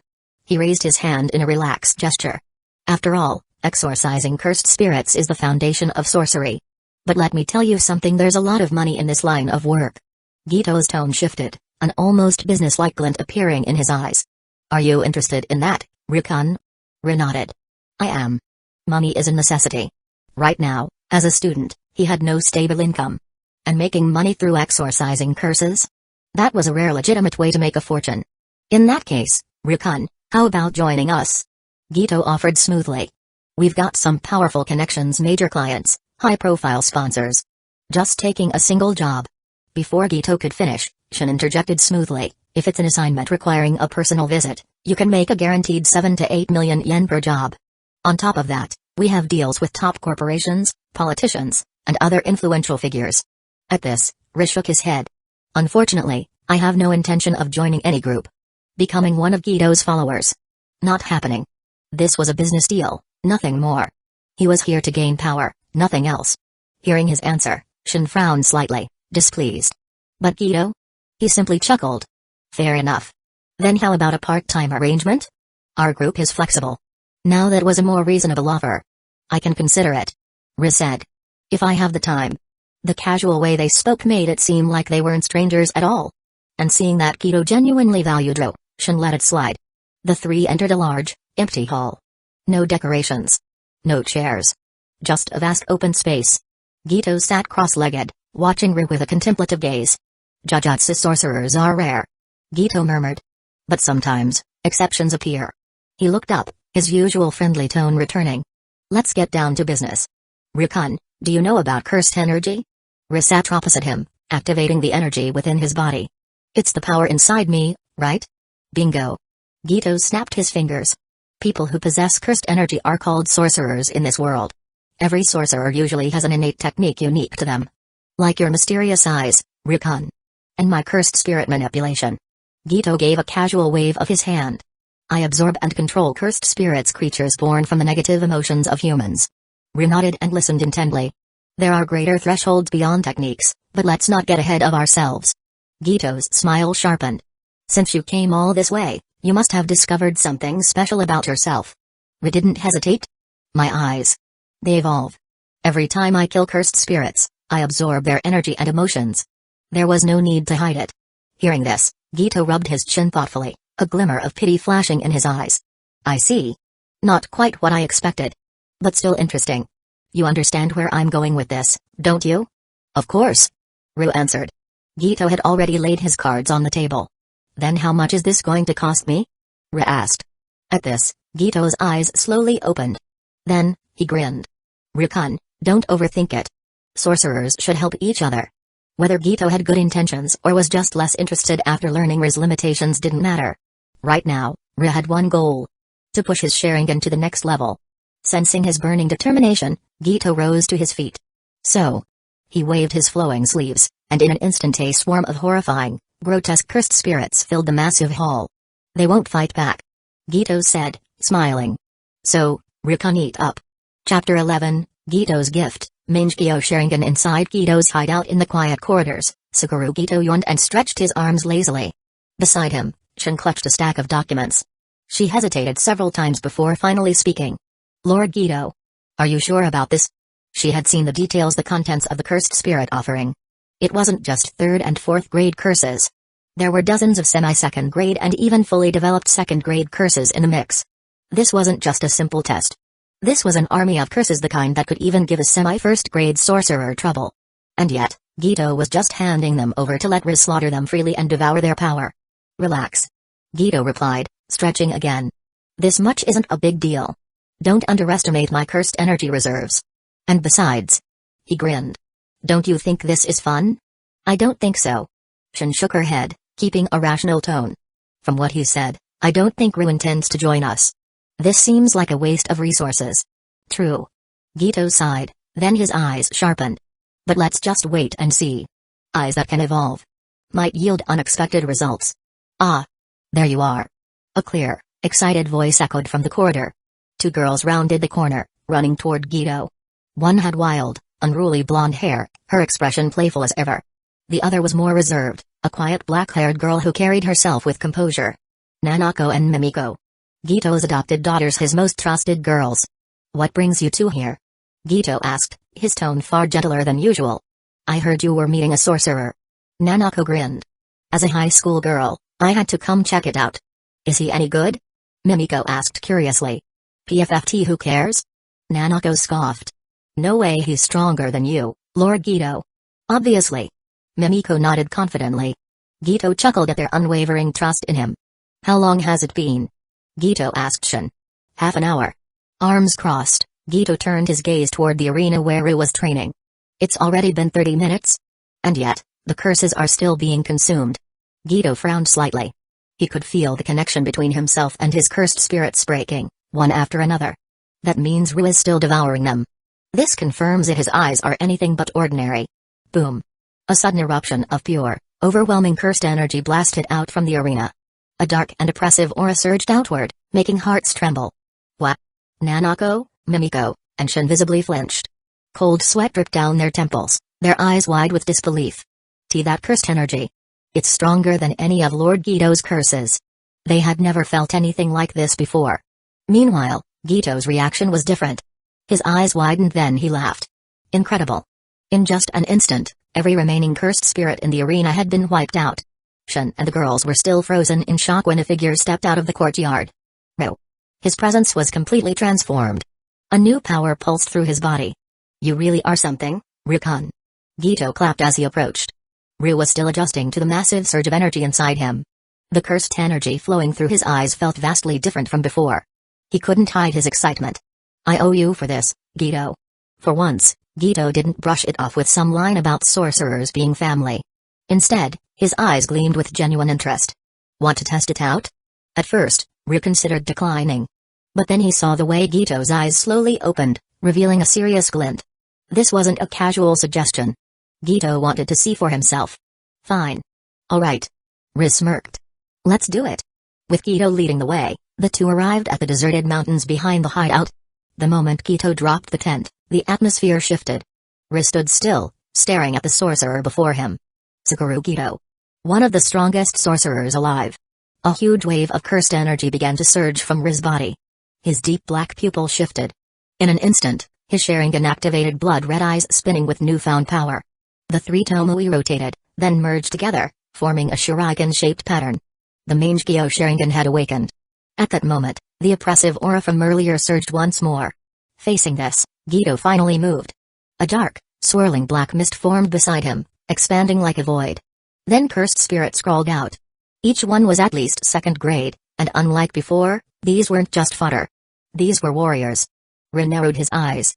These are no threat to me now. Amaterasu. His eyes flashed. A black flame ignited on one of the cursed spirits, consuming it instantly. Its body turned to black smoke before it even had the chance to scream. Geto stood back, observing closely. The last time Ri fought a second-grade cursed spirit, he had struggled. Now, he was burning them away like nothing. Interesting. Geto murmured. Then he smiled. Alright then. Let's make this fun. With a wave of his hand, every cursed spirit in the area charged at Ru. Ri's Amaterasu flames didn't vanish. Instead, they expanded, forming a black tornado of fire around him. Cursed spirits threw themselves at him, but the moment they touched the flames they disintegrated. Not bad. Ru muttered. But let's try something else. He deactivated Amaterasu just in time for a massive cursed worm to erupt from the ground. It was over 10 meters tall, its gaping maw lunging straight for him. Perfect? Susanoo. A surge of raw power exploded from his eyes. A colossal blue skeleton materialized around him, its massive bony hand grabbing the worm midair. Boom. The cursed spirit was launched across the mountain, crashing into a hill in a cloud of dust. From a distance, Geto grinned. That's right, Rikun. He spread his arms. Now show me more. Chapter 12, The Power of the Mangekyō Sharingan. Ru ignored Geto standing below. Right now, he was focused entirely on his Susanoo. As expected, it wasn't complete yet. If he compared it to the Susanoo from Naruto, he was only at the third stage in complete humanoid Susanoo. His real body was still visible inside its chest cavity. At its final form, Susanoo would become a colossal Tengu-like warrior, towering over mountains, with its user seated safely inside the jewel on its forehead. But achieving perfect Susanoo required something greater, the eternal Mangekyō Sharingan. Still, to be able to manifest this level of Susanoo immediately after awakening his Mangekyō? That alone was more than enough to satisfy Ru. He focused his cursed energy, channeling it directly into Susanoo's massive blade. Then he swung. A single sword strike tore through the air. Shing. The massive cursed worm, nearly 100 meters in size, was sliced in half instantly. As its cursed energy dissipated, Ru felt it flood into his eyes, his Mangekyō greedily absorbing the negative emotions left behind. A realization struck him. In this world of Jujutsu, as long as there was a steady supply of curses, he didn't need to worry about the usual Mangekyō blindness or the need for a second pair of Sharingan to evolve into eternal Mangekyō. This world's cursed energy mechanics had eliminated that drawback. He smirked. Looking down at Geto, Ru noticed that he had stopped summoning more spirits. So, he's ending it here? What a shame.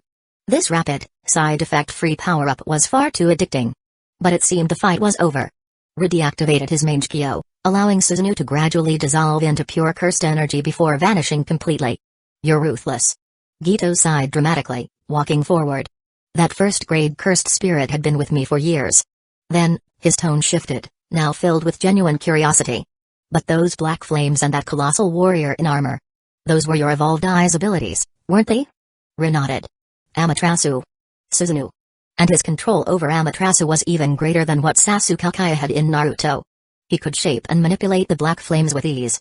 It reminded him of Shinigami, a rogue experiment of Orochimaru's, who had no direct ties to the Uchiha bloodline yet could wield multiple Mangekyō abilities without blindness due to his enhanced genetics. This world's curse energy system was functioning similarly for him. Ru could feel it. His Mangekyō had more to offer. This wasn't the limit. If he continued to evolve, he might unlock even more abilities, breaking past the usual one technique per eye restriction. But that was a matter for another time. For now, return to Geto. Well? What's my assessment? Geto grinned. You handled a first-grade curse effortlessly. He crossed his arms, his voice dripping with satisfaction. There's no doubt about it, Rikun, you're already a first-grade sorcerer, maybe even beyond that. Of course, Geto could have been more precise. But Ri had been too aggressive. Geto had no intention of sacrificing more first-grade or special-grade curses just to push the limits of Ri's strength. Those were valuable assets. Still, today had been nothing short of a miracle. Just half an hour ago, Ri was barely second grade. Now, he had jumped directly to first grade, displaying unprecedented abilities. Even though Geto had assisted in his growth, that kind of rapid evolution was unheard of. A sorcerer whose power increased through negative emotions. Geto's gaze sharpened. If Ru absorbed the full extent of his resources, just how strong would he become? Could he surpass even Gojo Satoru? No.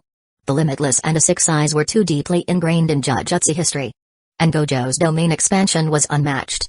But still. Geto tapped his fingers against his chin. Ru had potential. And potential was always worth investing in. Well then. Ru smirked. I owe you for this, Geto. For once, Geto didn't brush it off with the usual line about sorcerers being one family. Instead, he simply chuckled. Glad to hear it. Lord Geto. A pair of excited voices rang out. From a distance, Nanako and Mimiko came running toward them. Ah, right. Geto smiled and gestured toward Ru. Let me introduce you to my family. Aside from Nanako, Mimiko, and Shin, more figures had gathered drawn in by the immense battle earlier. Ru barely recognized them. Aside from Nanako and Mimiko, the rest of Geto's followers were completely unfamiliar to him. But from the way they were staring at him, their expressions ranged from curiosity to outright fear. Lord Geto, who is this guy? One of them finally spoke up. The aura he emitted was nothing like theirs. Ah, allow me to introduce you. Geto grinned. This is Ru. He gestured toward him with an exaggerated wave. My temporary partner. In fact, he might even teach here part-time. So let's all get along, shall we? Ru said nothing. He had no intention of sticking around long-term. Yes, he owed Geto a favor. But helping him with something insane like wiping out all of humanity? Or going up against Gojo Satoru? Not a chance. Still for now, he let Geto's words slide. The cult members, after hearing Geto's introduction, nodded in agreement. Shin. Geto called out. Clean up the arena. Understood, Lord Geto. Shin gave a short bow before leading a few of the followers away. Geto then turned back to Ru. It's getting late, Rukun. He smiled. Care to stay for dinner? Ru glanced up. The sun was already setting. No. He refused immediately. Tomorrow was Monday. He still had school, and there was a certain black stocking-wearing senior who might be waiting for him back home. No way was he wasting more time here. That's a shame. Geto sighed dramatically. Ah well. I suppose I'll see you next time, then. He watched as Ru walked off into the distance, leaving the mountain. As soon as Ru was out of earshot, one of Geto's followers approached him. Lord Geto. Is he really your partner? The follower frowned. He seems too wary of us. Geto smiled. Of course he is. Think about it, he only recently became a sorcerer. Not too long ago, he was just a... Well, you get the idea. Naturally, he is cautious about a group like ours. Then, do you think he'll join us? An elderly cult member spoke up. If Ru defected from Jujutsu High and sided with Geto, they would gain a massive advantage. A potential special grade sorcerer on their side. But Geto shook his head. Who knows? He chuckled. After all, true family is earned. Chapter 13, Conquer Fire, Extinguish Fire. After leaving Geto's cult, the other party had at least been considerate enough to call Ru a taxi. Another half-hour passed before Ru finally returned to his neighborhood. Despite only being away for a short while, it felt like everything had changed. The quiet, everyday life he had known was still here, but after awakening the Mangekyō Sharingan, a shift had occurred inside him. The power coursing through his veins made all the previous restraints he once abided by seem meaningless. In this world, as long as you were strong enough, you could do anything. And if his Mangekyō could continue evolving, then one day this truth would become absolute. But for now, that was a distant goal. His immediate priority was to grow stronger. As he arrived at his apartment building, Ru noticed a light glowing from his window. He felt a slight sense of anticipation as he approached his door. Knocking twice, he stood still, waiting. Seconds later, he felt someone peering through the peephole. Then the door unlocked. Utaha Kazekage opened it, her expression unreadable. Doesn't Rukun have a spare key? Of course. Ru replied with a smirk. But I just wanted to see how Senpai would welcome me home. Utaha raised an eyebrow, lips curling at the edges. Should I say welcome back then, Rukun? Ru smiled. That would be perfect. Utaha stepped forward and, without hesitation, wrapped her arms around him. She leaned in, her breath warm against his ear. Welcome back, Rukun. She didn't let go. She simply held him there, as if savoring the moment. It was only after a few minutes that she finally pulled away, stepping back inside the apartment. With the way she moved so naturally, it was as if this was her own home. Now that Rukun is back. Utaha stretched lazily, taking a seat near the table, her laptop still open. As the master of the house, shouldn't it be time to start cooking? Huh? Ri blinked. Since Senpai is already home, I figured you would have made dinner. Utaha smirked, leaning back in her chair. As a writer, Rikun should be grateful that I even paused my work to greet him properly. She placed her hands over her keyboard, seemingly about to continue writing. Ri stepped closer only to see her open a blank document and begin typing. I'm hungry. I'm hungry. I'm hungry. He sighed. TCH. Guess I have no choice. His plans to relax after the long day were thrown out the window. Walking to the kitchen, Ri opened the fridge. It was fully stocked. Seems like Utaha had already bought everything in advance. As he started preparing the ingredients, a thought crossed his mind. For the past 2 months, he had been constantly exorcising curses, barely finding time to cook. Would his skills still hold up? Before Ri had returned home, Utaha had been fully immersed in her writing. But now, she found herself distracted. Her fingers hovered over the keyboard, yet her thoughts kept wandering. Well, she had already written for 2 hours. That was enough for now. With quiet steps, she rose from her chair and made her way to the kitchen. Leaning against the doorframe, she crossed her arms and watched Ru work. She didn't say anything at first. She simply observed, studying the way he moved. Ru, sensing her presence, spoke without looking back. Done writing? Now that she had been noticed, Utaha didn't bother hiding her intentions. She casually stepped forward, standing directly behind him. The new outline is finished. I'll polish the details later. Ri smirked. Then I'll be looking forward to Kasumi Utako-sensei's next big hit. Utaha didn't reply immediately.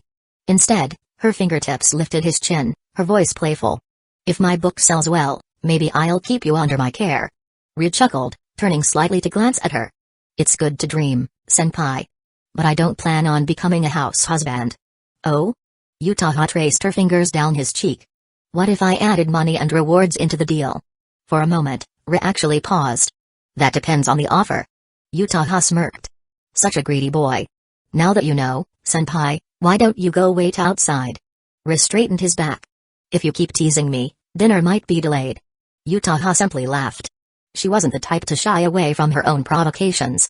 Instead, she leaned in even closer, pressing lightly against his back before stepping away with a soft giggle. I trust Rikun's endurance.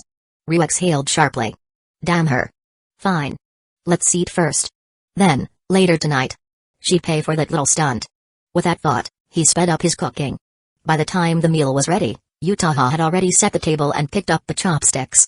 She only started eating after Ri had sat down as well. Ri took a bite, then asked, How is it? It suits my tastes. Utaha gave her casual approval. Truthfully, she didn't care much about the food itself. The reason she enjoyed it so much was because Ri had made it. She would have eaten whatever he cooked, regardless of the taste. But despite that, she had a small appetite, something she maintained as part of her usual aesthetic discipline. So, after a while, she put down her chopsticks. But instead of leaving the table, she simply watched Ru. Her foot slid forward. Ru narrowed his eyes, not needing to look down to know exactly what she was doing. Utaha, seeing his reaction, smirked. Rikun. Don't you think it's time we did something more meaningful? Ri raised an eyebrow. I thought senpai had a more reserved personality. Utaha leaned closer, her gaze smoldering. Well, I'm not reserved right now. She didn't even try to deny it. If anything, there was a glimmer of expectation in her teasing tone. Ri placed his chopsticks down. Without hesitation, he stood up, walked over, and wrapped an arm around her waist. You brought this on yourself, senpai. Utaha let herself be pulled in, arms circling his shoulders. But I can also. She smirked, her voice a soft whisper. Put out fires. Chapter 14, Utaha lost once again. Night had fully settled in. Utaha Kazekage lay sprawled across the sofa, her body feeling heavy and weak. A small whimper escaped her lips as she attempted to sit up. She failed. So instead, she simply shifted positions, adjusting herself to lean more comfortably against the cushions. Meanwhile, Ri had just finished cleaning up the tableware and was wiping his hands when he noticed her gesture toward him. An invitation. Without hesitation, he took a seat beside her. The moment he did, Utaha lazily leaned forward, resting herself against him. Her usual composed and teasing demeanor was completely absent. Seeing this, Ri smirked. A mocking laugh slipped past his lips. Utaha's brows twitched. Even in her current state, she could feel his arrogance radiating off him. Irritated, she pushed him away, her eyes flashing with mild annoyance. However, the outcome of their earlier match was undeniable. And since she couldn't refute reality, she could only think of a way to even the score in the future. Maybe she'd have to spend some money on upgrades next time pay to win her victory. But for now, rest came first. In certain competitive matches, women had an inherent advantage. Their stamina recovery was naturally faster, leading to the old saying about fields and cows. But Ru was not a normal player. It felt like he had spawned into the game with an invincibility buff. For Utaha, it was as if the roles had been reversed entirely. So after regaining some of her strength, she let out a soft breath and finally spoke. I should probably head home soon. Ru raised an eyebrow. You're leaving? After the truce, when she had taken out a change of clothes, he had assumed she'd be staying the night. Tilting his head slightly, he remarked, you know, my apartment is pretty big. You don't need to worry about lack of space. In response, Utaha bit his hand. Hard enough to be annoying, but not enough to actually hurt him. Then, after letting go, she casually stated, it's already good enough that I came over today.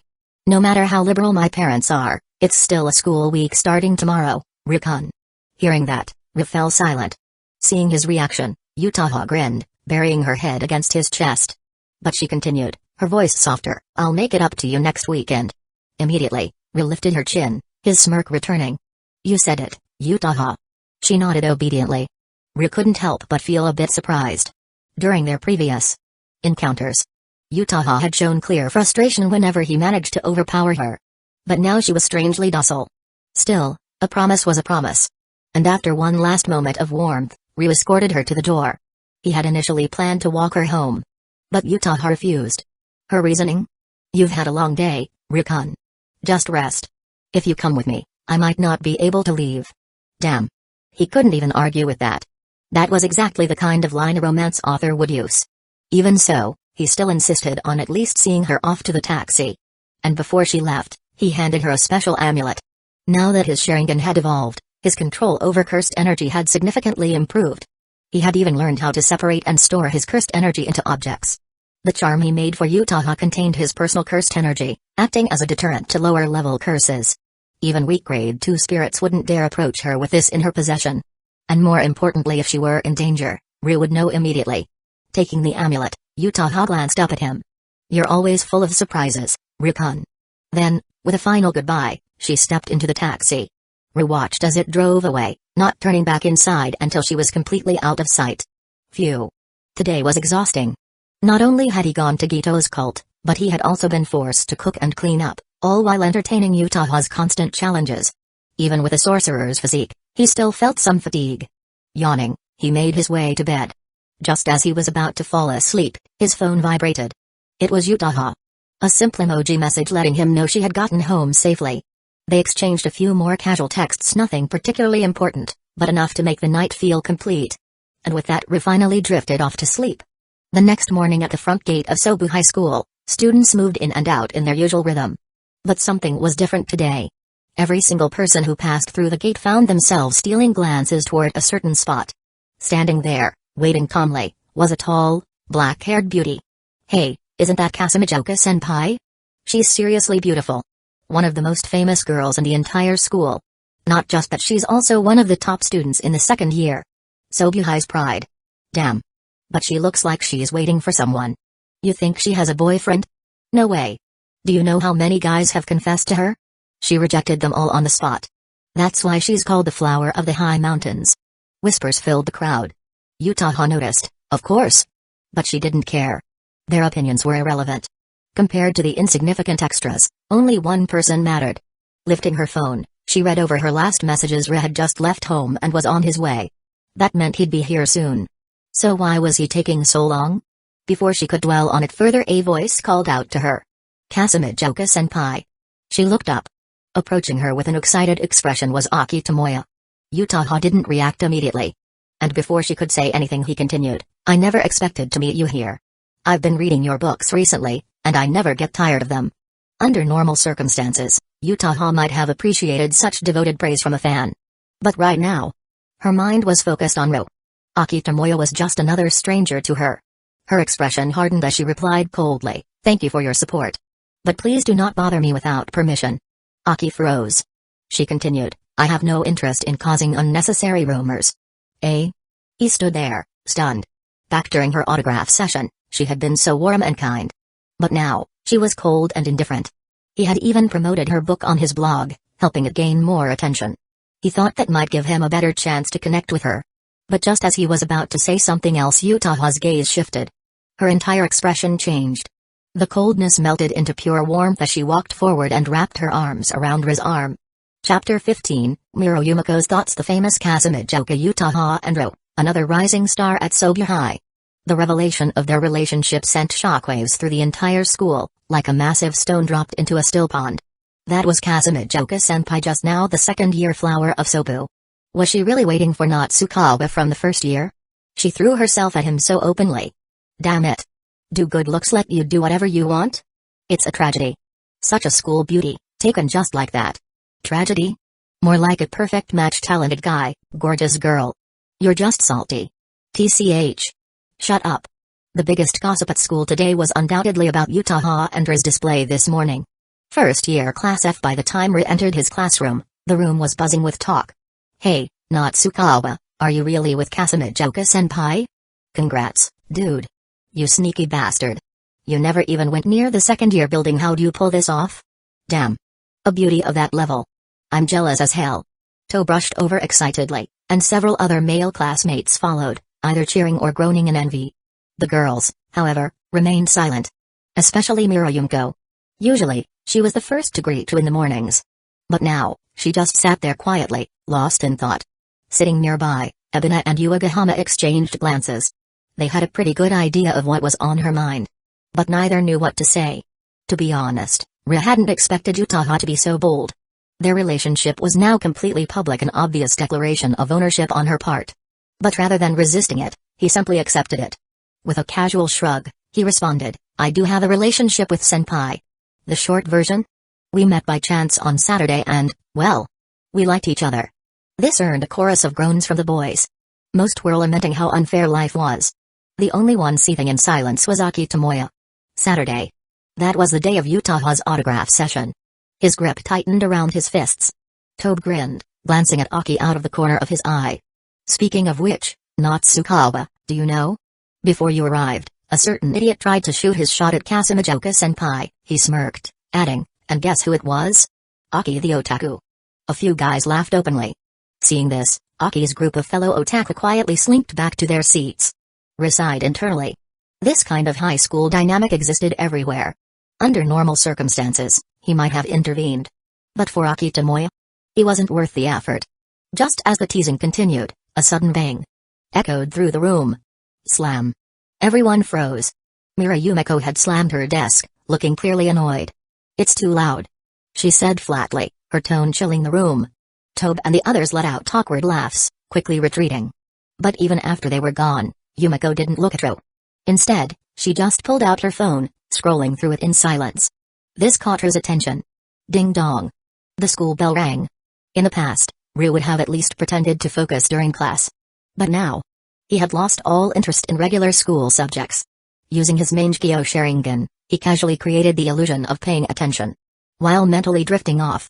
Meanwhile, Yumeko was completely distracted. Though her eyes were on the blackboard, her mind was elsewhere. Then ding. Her phone vibrated. She glanced at the screen. A message from Ro. Are you in a bad mood, Yumeko? She turned slightly, seeing Ri holding up his phone, smirking at her. Her fingers hovered over the screen before she finally typed, it has nothing to do with you, is it because of senpai? Yumeko paused. After a moment, she simply replied with, she had no words. Because that was the truth. Sighing, she thought for a moment before typing again. So you and her are really together? Ri read the text and smirked. He had always known Yumeko had feelings for him. She had been noisy about it in the past, even if she never said it outright. Finally, he responded, if together means we're lovers. Then yeah, the moment she saw the message, Yumeko's fingers froze. A second later, she furiously typed, you've only known each other for a few days. Aren't you rushing into this? Kamari chuckled. She had definitely been listening to his conversation earlier. Without hesitation, he typed back, maybe. But senpai is just as beautiful as you, Yumeko? Yumeko gritted her teeth. That sentence didn't that mean she had a chance to? But she had hesitated. And now, the chance was gone. Just as she was trying to process her frustration, another text came in. I know you like me, Yumeko, her breath hitched. And honestly, I like you too, For a second, her heart skipped a beat. But then, I think you'd get along well with Utaha-senpai. What? Yumiko immediately put her phone down, turned to Ru, and whispered, "What the hell does that mean?" Ru looked at her, completely unfazed. "I don't want to give up on you, Yumiko." Yumiko's face turned bright red, a mix of happiness, embarrassment, and fury. "You." She took a deep breath. "Are you trying to start a harem?" Ru nodded. "That's exactly what I'm saying." Yumiko's voice rose slightly. "You're insane. This isn't an anime, this is real life. Don't worry." Ru leaned back, completely calm. "No matter how loud you get, no one will notice." Yumiko froze. Before she could even question him, Ru casually stood up from his seat. And nothing happened. The teacher kept lecturing. The students continued their own tasks. Even as he walked straight to the podium, then back to his seat, no one reacted. Yumiko's eyes widened in shock. What is this? Magic? Ru tilted his head in thought. Magic? Then, with a smirk, he said, superpower would be more accurate. Chapter 16, Manipulation. Ru had been growing more and more unrestrained in his daily life. The realization that he was no longer bound by normal human limitations had changed him. Why should he follow society's outdated monogamy rules when he was far beyond ordinary? There was an old saying, if you are born extraordinary, you should shine on the grand stage of life. The interpretation might be different, but to Ru, the meaning was clear. This world wasn't some boring, ordinary Earth. This was a world filled with supernatural elements. A world where the strong could shape their own rules. At first, he had planned to live a normal high school life to enjoy the youthful romance trope, like a classic slice-of-life protagonist. But Kazekage Utaha ruined that plan. With her bold actions, his entire approach had been thrown off course. Fine. If normal rules didn't apply anymore, then he'd just have to change his perspective. If he couldn't follow the world's logic, he would simply bend it to his will. Superpower. Yumiko repeated the word in disbelief. Ru, are you messing with me? I'm not a kid. She rubbed her temples, murmuring, maybe I'm just exhausted. Hallucinating or something. Ru smirked. It's not something you can explain away, Yumiko. Then how the hell am I supposed to accept this? The guy I like suddenly says he wants to start a harem, and now he's talking about having superpowers too? She turned toward him, ready to argue further, but then she saw it. His eyes. Those eerie, shuriken-shaped pupils. Something that no human should naturally possess. Color contacts? She muttered the first excuse that came to mind. Ru chuckled silently. Then, the Mangekyō Sharingan faded back to normal black. Can contact lenses do this? Before she could reply, black flames flickered in the air for a brief second. Yumiko's breath hitched. No normal illusion could produce real flames. This was real. Everything she had just witnessed was undeniable. You really have superpowers. The girl, who had believed in science her entire life, suddenly found herself questioning everything. But her shock quickly turned into curiosity. Rather than fear, she felt fascination. She took a step closer. This is insane. But kind of cool. So, that thing earlier in class, that was you? Yeah. Ru nodded. I put the whole class under an illusion. As far as they're concerned, we're just quietly paying attention to the lecture. This is basically hypnosis. Yumiko's eyes widened slightly, and she instinctively took a step back. Ru immediately raised a hand. Relax. Illusions and hypnosis are completely different. And besides, this is the first time I've ever used it on this scale. If I had mastered this earlier, do you think I would have let Hiratsuka-sensei drag me out of class last week? Yumiko hesitated. That was true. If he had this level of control, he wouldn't have been caught for sleeping in class before. Her tense posture softened slightly. All right. That makes sense. She still felt conflicted, but at the same time intrigued. This only made Ru more interesting. But so, what does all of this have to do with your insane harem idea? She crossed her arms, the motion subtly emphasizing her figure. Are you saying people with superpowers get special treatment in real life? As soon as she said it, she immediately felt stupid. I don't know about special treatment. Ru pretended to be serious, crossing his arms. I just know that I have a very important mission. His tone shifted. The usual carefree arrogance faded, replaced by something heavier. Yumiko, caught off guard by his change in demeanor, found herself drawn in. What mission? She asked, her voice quieter than before. Can you tell me? Ru smirked. This was exactly what he had been waiting for.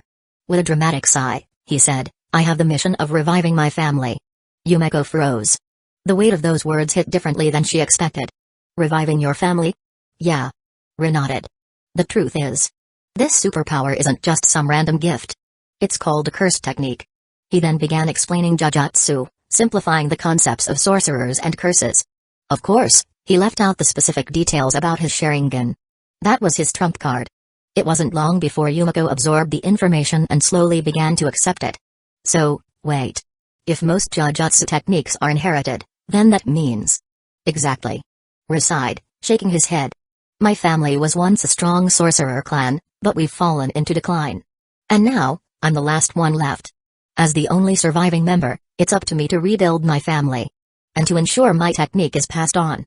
Yumiko stared at him. She had known Riz for a while now. She had visited his house before.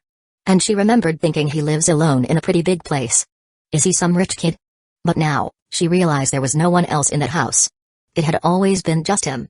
Yumiko, despite her usual queen-like attitude, had a kind heart. Especially toward the people she cared about. For some reason, knowing this truth about him made her feel sad. But at the same time she was frustrated. Because now, everything made sense. Riz's harem idea wasn't some selfish fantasy. It was practical. It was part of his mission. Does Kazekage-senpai know? Yumiko suddenly asked. Riz nodded. She knows. In fact, because of an accident over the weekend, our relationship developed like this. Yumiko's eyes narrowed. An accident? A hero saving the beauty situation? She didn't ask further, but she already knew. Utaha had probably taken advantage of the moment and claimed Riz first. That woman, had she done this on purpose? Yumiko gritted her teeth. She refused to lose like this. Riz watched as Yumiko fell into deep thought. Good. His goal had been achieved. She wasn't rejecting the idea outright. For the rest of the class, he let her digest the information in silence. Then, when lunch break arrived, Riz stretched and headed for the cafeteria. Yumiko remained seated, still deep in thought. Ebina Himena stepped closer. Yumiko, you okay? I'm fine. I just need time to process some things. Yuma smiled, clenching her fists. Yumiko, I'll support you no matter what. Ebina, ever blunt, grinned. So? Are you giving up? Yumiko snapped her head up. Her expression turned determined. Of course not. She had been crushing on Riz for months. There was no way she'd let Kazekage Utaha win that easily. Chapter 17, Public Target Lunch could be a quick affair, just a few minutes and done. Or it could stretch all the way until the bell rang. That depended on the circumstances. For Riz, his lunch plans changed midway. Just as he was heading to the cafeteria, a message popped up on his phone. Kazekage Utaha, rooftop. Without hesitation, Riz changed course. The moment he pushed open the rooftop door, his gaze landed on Utaha. She was seated on a bench in the corner, a book open in her hands. The rooftop was mostly empty, an ideal place for privacy. It was the classic protagonist's secret spot. A place where important moments always seem to happen in school stories. Almost like some kind of destined event trigger. With that thought, Riz approached. Hey, Utaha. Utaha had already noticed him the moment the door opened. However, she remained still, her literary image perfectly composed, as if waiting for a fateful encounter. That composure, though, was shattered when Riz sat down right next to her. Well? She asked, finally closing her book. Did that feel like a classic first meeting between a male and female lead? Riz smirked. Ah, right, there was a scene like this in Metronome of Love. In her novel, the main couple had met for the first time on the school rooftop. But this doesn't feel like a first meeting. Riz said, casually reaching over to twirl a strand of her silky hair around his finger. After all, our relationship is already far beyond that. Utaha's wine-red eyes locked onto his, and for a moment, she studied his expression. Then a satisfied smile spread across her lips. Good answer. But before she could say anything else, Riz leaned back, resting the back of his head on her lap. The classic knee pillow. Paired with the silky smoothness of her stockings, it was an experience on another level. Now that's more like it. Utaha's legs stiffened slightly, but she managed to keep them still. You're getting bold, Riz. She mused. Or maybe this is the real you. Riz closed his eyes, smirking. Come on, senpai, I've always been honest about my desires. In fact, he shifted, turning onto his side. The new position made things far more intimate. Immediately, Utaha tensed. You. Don't move. She pressed down on his head, stopping him from shifting further. Even with her usual confidence, there were lines she wasn't ready to cross. Yet. Riz, seeing her rare flustered expression, laughed. Getting nervous, senpai? You're lucky I don't throw you off the rooftop. She muttered. In an effort to change the topic, Utaha reached for the bag beside her. Pulling out a wrapped package, she waved it in front of his face. Here. You haven't had lunch yet, right? Rit took it and unwrapped the packaging yakisoba bread. The school's most popular lunch item. Senpai, did you actually fight for this? Utaha huffed. Don't be ridiculous. I'm not some barbarian. She flipped her hair dramatically before adding, as an honor student, I have the privilege of leaving class early. Rit hissed in mock envy. Ah, the corrupt privileges of the elite. Utaha let out a proud chuckle. Well, even if I don't have top student perks, I could just use my ability to leave class early. Utaha froze, then immediately smacked his shoulder. You cheating sorcerer, just eat already. Ru, chuckling, reluctantly sat up and took a bite. It was surprisingly good. After finishing the bread and letting it settle, he laid back down on her lap. Utaha, seemingly resigned, let him rest. Then, her fingertips started tracing the outline of his face. She studied him, deep in thought. You don't seem too bothered by what happened this morning. Ru cracked an eye open. Are you being sarcastic? She smirked. Because of our little performance, the entire school is buzzing right now. And yet, here you are, completely unfazed. Ru shrugged. It's your fault for declaring war in public. Utaha laughed. Shouldn't you be happy? A famous, beautiful senpai publicly claimed you in front of everyone. Isn't that every guy's dream? Her voice dripped with amusement. Ru, seeing how pleased she was, simply shrugged. Sure, if you say so. Oh? Utaha's eyes narrowed mischievously. Rukun, are you not satisfied? She leaned in slightly. After all, I had to sacrifice my precious reputation for you. Or did I interrupt your plans to pursue other girls? Ru met her gaze calmly. You know, you're bringing this up, but weren't you the one who set the stage for it? Utaha tilted her head, feigning innocence. Oh? You mean those little comments you made about a harem? Her voice suddenly became cooler. You weren't actually serious about that, were you? At that moment Ru felt it. A distinct shift in her energy. Possessiveness. A level of jealousy and control that hadn't been there before. Was Utaha showing signs of yandere tendencies? Unexpected. But useful. Rather than hiding his true intentions, it was better to be upfront. Actually, senpai, I've been keeping something from you. Utaha's smirk faded. Oh? She had only been teasing, but now she could tell Ru was serious. Her gaze darkened. Don't tell me you're about to say that I'm not your first. Ru shook his head. I wouldn't lie about that. Immediately, her mood lightened. She leaned closer. Then what are you hiding from me, Rukun? Calmly, Ru explained. Just like he had done with Yumiko, he revealed his family mission. How his bloodline carried a cursed technique, how his clan had fallen, and how it was now his responsibility to rebuild it. Utaha listened intently. Unlike Yumiko, she didn't struggle to comprehend it. She had already seen the supernatural in action. And with her literary background, she understood the weight of ancient traditions. She knew that long-standing families prioritized their legacy. So when Ru mentioned his harem goal, it didn't sound like a selfish desire. It sounded necessary. She gritted her teeth. In the end, it's about producing heirs, huh? Her fingers tightened around his sleeve. Fine. She sighed.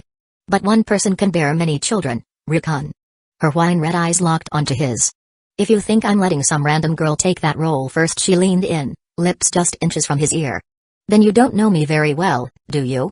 Chapter 18, Yumiko's offensive Kasamijoka. Utaha's sudden declaration nearly made Ru choke on air. He stared at her for a moment, speechless.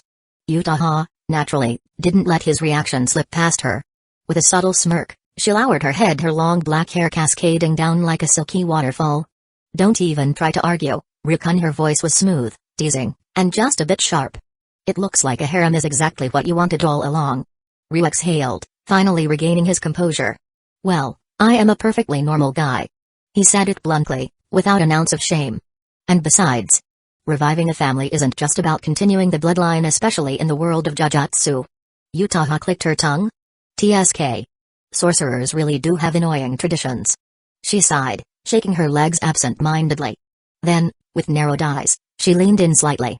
So, Rukun, how many girls in this school are you aiming for? Or rather, her fingers traced slow, lazy circles on his arm. How many do you want? Ru, of course, knew the best answer wasn't honesty. If he said as many as possible, Utaha might actually kill him. So, instead, he coughed lightly.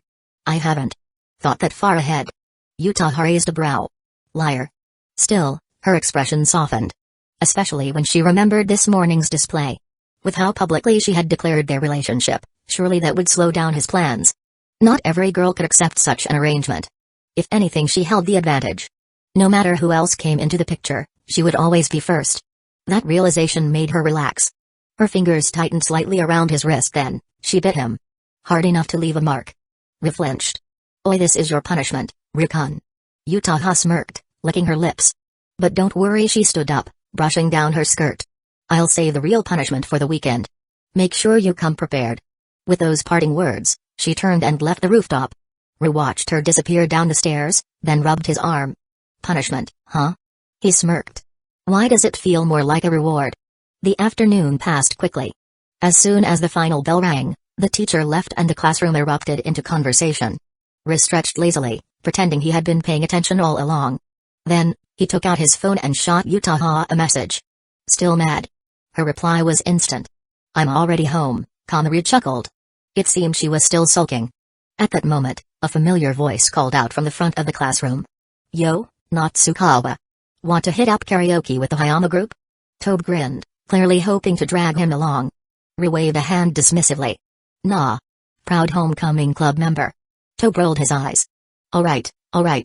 See you tomorrow. As his classmates left, Ru was about to head out himself until another voice cut in. Hey. The tone was cold. Do you want to stop by and sing karaoke? Returned, meeting Yumko's gaze. Golden curls, piercing eyes, expression unreadable. Oh? He raised a brow. I thought you weren't talking to me, Yumko. Yumko knew exactly what he meant. Since lunch, she had barely spoken to him. She crossed her arms. You dumped a lot of information on me today. Her fingers tightened around her phone. I needed time to process it. Truthfully, she hadn't been ignoring him on purpose. She had just been overthinking. Every time she glanced at him, she saw him messaging someone. There was no need to ask who. Of course, it was Kazekage Utaha. The realization irked her. Her pride as the queen was already wounded. She had liked him first. She had noticed him first. And yet somehow she was now a step behind. And Yumko hated losing. She exhaled sharply. So? Her tone dared him to refuse. Are you coming or not? Ru's smirk returned. Of course. I wouldn't turn down an invitation from you, Yumko. Yumko huffed, then turned away. Good. Let's go. As they left the classroom, Yumko casually waved at her two friends. Hina, I'm heading home early today. Yuagahama blinked. Huh? You're not going out? Usually, their group went out together after school. Yumko shrugged. Not today. Ebina Himina and Yuagahama exchanged knowing glances. Alright, Himina grinned. We'll leave you to it. Yumko ignored the implication and kept walking. Ru followed after her. Once they were outside, he tilted his head. So, which karaoke place are we going to? Yumko glanced at him. We're not. Ru blinked. Then where my house? Huh? Yumko's expression didn't change. You're a jujutsu sorcerer, right? She tossed her hair back, speaking casually. I just want you to check something for me. Ru studied her for a moment. Then, he smiled. Alright. I haven't been to your house before. Yumko scoffed. It's not that easy for a guy to just walk into a girl's house. She paused, then added, you're the first one, actually. The second she said it, her face flushed slightly. Before Ru could react, she quickly walked ahead. Let's go. Ru simply chuckled, following her lead. But then wait. Natsukawa-san. An anxious voice called out from behind. Ru turned and was genuinely surprised by who he saw. Standing a few feet away was Yatsuya Maiko. A girl from Class 1E. A girl who rarely spoke, a girl who had always avoided him until now. Ru's eyes narrowed slightly. What had changed? Why was she suddenly calling out to him now? Something about this felt different. Chapter 19, I will do anything. Yatsuya Maiko was out of breath by the time she caught up to Ru. She had been waiting all day for an opportunity to speak with him ever since she made up her mind last week. But with how popular Ru was, and after the chaos of this morning, she didn't want to attract too much attention. So she waited. And waited. Until now. Seeing him about to disappear into the crowd, she rushed forward. Ru turned toward her as she approached. Something wrong? His voice was casual, yet sharp, like he already sensed something was off. Yatsuya Maiko clasped her hands together, bowing slightly. I'm Yatsuya Maiko, a first year at Sobya High as well. Her golden eyes darted nervously between him and the girl beside him. I actually have a favor to ask, Natsukawa-san. Then, realizing how sudden that sounded, she quickly added, I'm willing to pay you. I'll compensate you for your time. Compensation, huh? Ru nodded. Let's hear what it is first. Just as Maiko was about to explain, She hesitated. Her gaze flickered toward Yumiko. It wasn't something she wanted others involved in. It was too dangerous. But before she could say anything, Yumiko spoke up, her tone cool and sharp. If you're asking for help, then why not just say it here? Yumiko crossed her arms, tilting her head. Or, is this actually a confession in disguise? Her voice was laced with amusement, but her eyes? Sharp. Testing. Miko flinched. It's not like that. I swear. Seeing her reaction, Ryu chuckled. Yumiko, you're going to scare her to death. Miko pouted slightly. I'm not crying. Yumiko huffed, placing a hand on her hip. Then stop acting so suspicious. Why all the secrecy? She does have a point. Ryu added, nodding thoughtfully. Miko's shoulders stiffened. Seeing her look like a trapped rabbit, Ryu decided to ease up. I'm just joking. He waved a hand, his smirk softening. Relax. You're giving me way too much of a reaction. Miko exhaled in relief. But before she could fully relax, Ryu's next words froze her in place. I can feel it from you, Yatsuya-san. His tone shifted, cool and controlled. You're dealing with something supernatural. Miko's breath caught in her throat. Ryu's crimson gaze locked onto hers. Ghosts. Curses. Something along those lines, right? Miko's eyes widened in shock. Why you? Then, almost instantly, she nodded frantically. Yes. That's exactly it. Hope surged in her chest. For the first time, someone actually understood her problem. Someone believed her. She wasn't alone. Maybe. Just maybe. She could finally escape this nightmare. Supernatural? Yumiko's expression shifted. She hadn't expected another person in school to be dealing with this. More importantly, she hadn't expected Miko to be able to see them. Wait. Yumiko asked, frowning. You can actually see those things? Miko hesitated for a moment before nodding. Why yeah. Yumiko exhaled, rubbing her temples. Great. Another person who deals with creepy shit. Though she was a little uneasy, she wasn't as scared as before. After all, she couldn't see them. And as Ryu had told her before, if you can't see them, they usually don't bother you. So instead of fear, Yumiko mostly just felt bad. Miko looked stressed. Exhausted. Like she had been dealing with this alone for way too long. I misunderstood you earlier. Yumiko spoke more seriously this time. Miko blinked in surprise. I'm sorry. Hearing Yumiko, the so-called queen of the school, apologizing so genuinely. Miko was almost too stunned to respond. It's okay. Really? Then, she hesitated. But wait. You can't see them, right? Nope. Yumiko glanced at Ryu. But I know about this world. Miko's eyes widened slightly. She envied that answer. She wished she could live normally even while knowing. Miko turned back to Ryu, her golden eyes desperate. Natsukawa-san. Please help me. She clutched her hands together, bowing deeply. I'll pay you whatever you want. Any amount. Whatever you ask for, I'll do my best to fulfill it. Ryu mentally bookmarked that sentence. But outwardly, he remained calm. If I'm going to help, Yatsuya-san. His gaze sharpened. I need to know exactly what you've been experiencing. Miko nodded rapidly. Oh, of course. Then Ryu glanced toward Yumiko. But I have something else to do right now. Miko froze. Her breath hitched when she noticed his gaze shifting toward Yumiko. She understood. I see. Logically, she knew she could just wait until tomorrow. But she had been having recurring nightmares. Nightmares of being devoured by the mountain god. Every night, they became more vivid. More real. She didn't think she could last another night. So, desperately she turned to Yumiko. Her expression pleading. Mira-san. Even without words, Yumiko felt it. The silent plea. The overwhelming fear. For a moment, she hesitated. Then, she sighed. TCH. Fine. She flipped her hair back. You can come with us. Miko's eyes lit up with gratitude. Thank you. Thank you so much. For a brief moment in Miko's eyes, Yumiko looked like an angel. After a 10-minute walk, the trio arrived. Ryu raised a brow at the sight of Yumiko's house. A 3-story, Western-style mansion. Wow. He whistled. Yumiko's house is pretty big. Yumiko shrugged. It's all right. She entered the passcode and stepped inside. Come in. Miko hesitated before stepping inside, looking around in awe. Meanwhile, Ryu? He flopped onto the couch immediately. This is nice. Yumiko rolled her eyes. It was nice until you started talking about ghosts and curses. She placed drinks and snacks on the table. So take responsibility for it. Ryu chuckled. Of course. Yumiko huffed, crossing her arms. Then she glanced at Miko. She had been nervously looking around. What? Yumiko asked. Miko hesitated. then swallowed. Mira-san. Her voice trembled. Is there something in your house?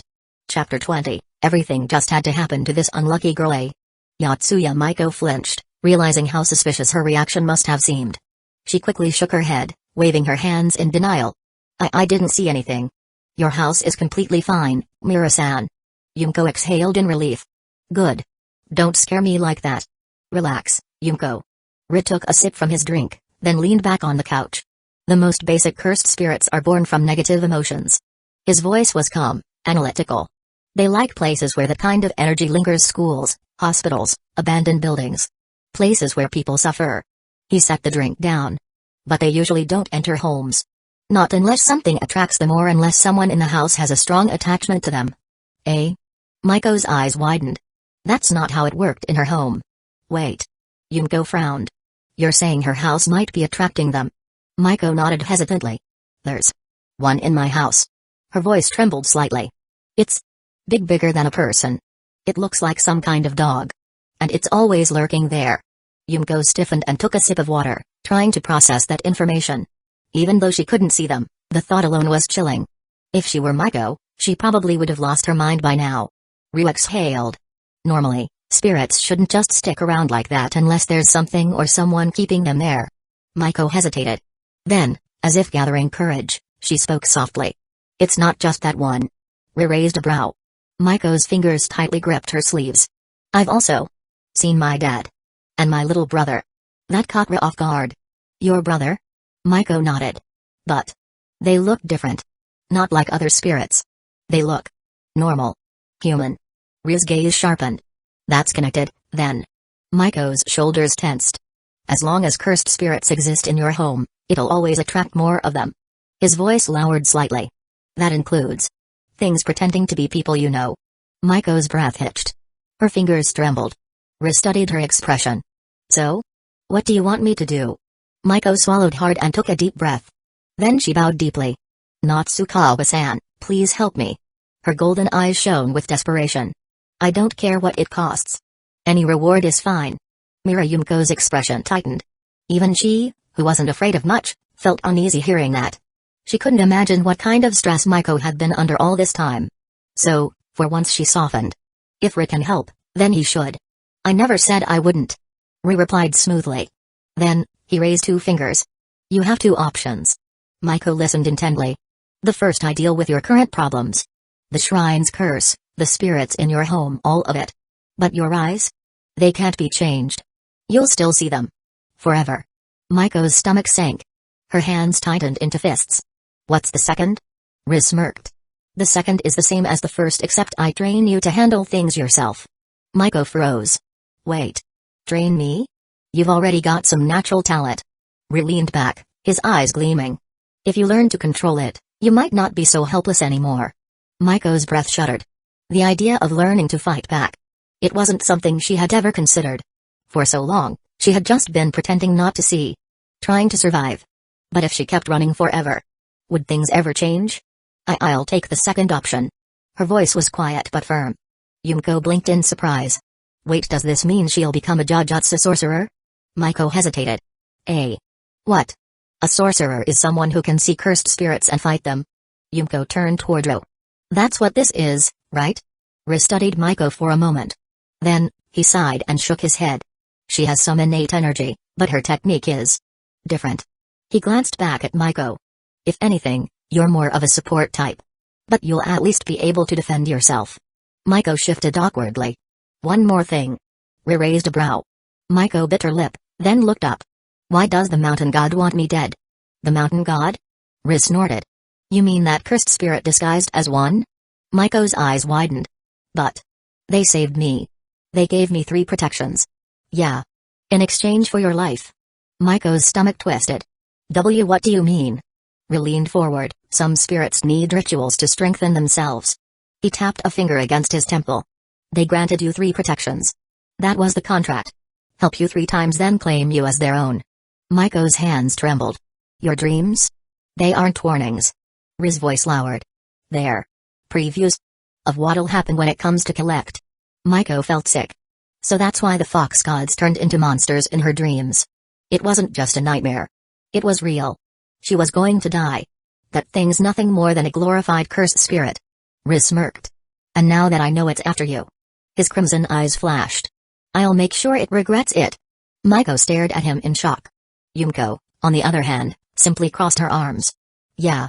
I'm never going to a shrine again. She shook her head. Seriously, though. Why does everything happen to this unlucky girl? Chapter 21, Confession. After listening to Riz's explanation, Yatsuya Maiko felt like ice water had been poured over her. Her whole body trembled not just from fear, but from the sheer weight of the truth. She had worked so hard to ignore the spirits, pretending they weren't there, only to find out that, in the end, she would have been devoured anyway. If she hadn't approached Ro. Maiko's golden eyes shimmered with unshed tears as she stared up at him. Natsukawa-san. Ri reached out and patted her head gently. Don't worry. I'll handle it. His voice was steady, a promise, absolute. But we can't drag this out. Take a day off tomorrow. We'll go and deal with that fox spirit. Maiko nodded furiously. There was no hesitation. She had no other choice. After exchanging contact information, Ri noticed she still looked uneasy. He smirked. You're safe for now. Maiko blinked in confusion. The contract you made protects you for now. Until you actually return to the shrine, the fox won't act. And because of that contract, it won't let other spirits harm you before then.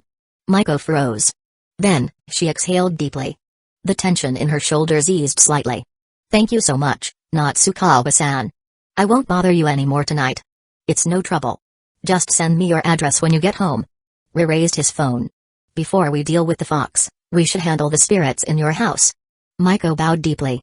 Then, with one last grateful look, she turned and left Yumiko's house. Yumiko watched Maiko's figure disappear down the street. Are you sure it's okay to let her leave alone? She asked. Ri stretched lazily. Relax. Reality isn't an enemy. He leaned against the couch.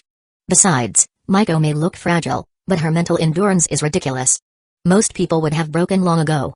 Yumiko nodded slowly. Yeah. She's tougher than she looks.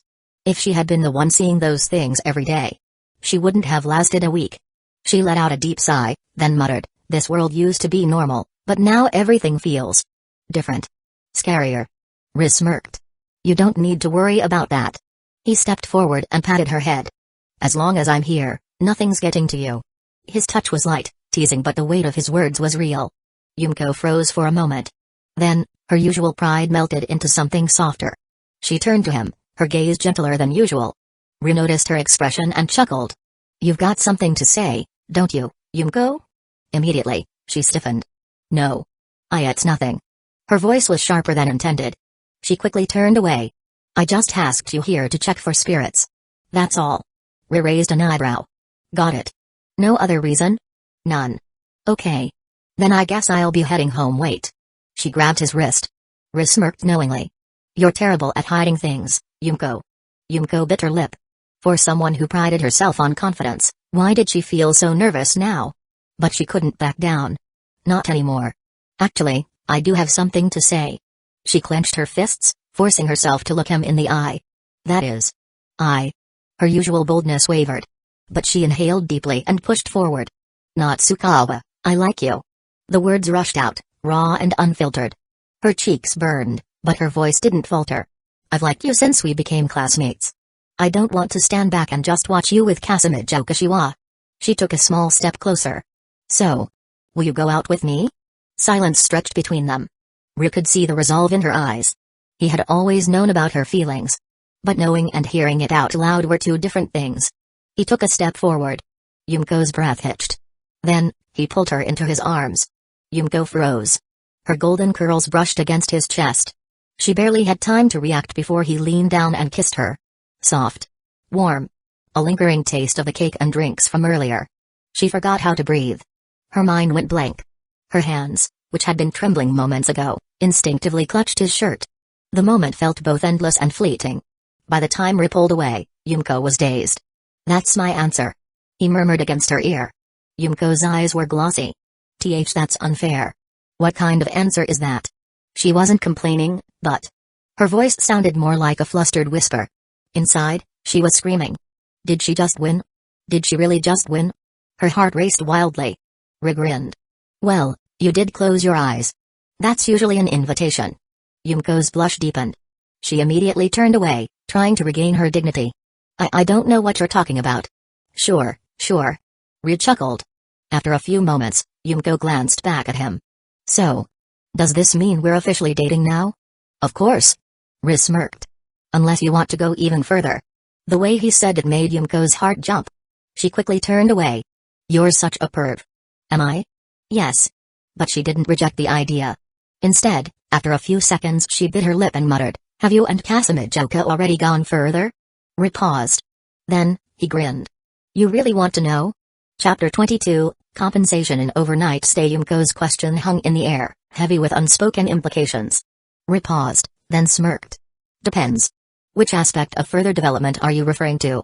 Yumiko started to reply automatically, then froze. Her mind caught up with his words. Her expression shifted instantly from curiosity to disbelief. Wait. What the hell does that mean? She stared at him, eyes wide. You're saying you and Kazekage-senpai already? Ryu didn't deny it. Normally, this was the kind of question most guys would dodge for survival. But Ryu knew Yumiko well. She had a competitive streak, especially when it came to Kazekage Utaha. That meant he could afford to be bold. Well, let's just say my senior took me up the ladder to adulthood. Huh? Yumiko's voice kept rising. Then that shameless woman. Her fists clenched. She wasn't actually mad at her, not really. She had already accepted that he wasn't the type to settle for a single partner. But still, how the hell did she get ahead of me? She had been with Ryu since the beginning of high school. The realization stung. The unfairness of it all made her furious. Meanwhile, Ryu watched her reaction with mild amusement. He had expected this. To be fair, it was also her first time. He said, shrugging. And honestly, the situation was kind of extreme. We nearly died. Ugh, yeah, I know. Yumiko pouted. That supernatural incident had been a disaster waiting to happen. So technically. Ryu added, it wasn't exactly planned. Yumiko sighed dramatically. Her frustration didn't completely fade, but she wasn't going to throw a fit over it. She glanced at him, eyes narrowing. Fine. But do you know why I invited you over tonight? Ryu raised an eyebrow. Because your parents aren't home? Yumiko's cheeks darkened slightly. Yes. That's part of it. She had made up her mind hours ago. Since she was already accepting Ryu's revive the family plan, she should have an advantage. But Kazekage had gotten ahead of her. Yumiko hated losing. So she had adjusted her strategy. She crossed her arms, inhaling deeply. Stay with me tonight. Ryu's eyes flickered with amusement. Oh? But. Yumiko quickly added, you're not allowed to touch me. She folded her arms tighter, as if reinforcing her point. Ryu tilted his head. That's so? Yumiko nodded firmly. She wasn't about to lose completely. Her mother had once taught her, anticipation makes things more satisfying. She would let Ryu wait. Until the right moment. Alright. Ryu finally said, smirking. But, Yumiko, he leaned in slightly. You never said anything about me talking. Yumiko's face flushed.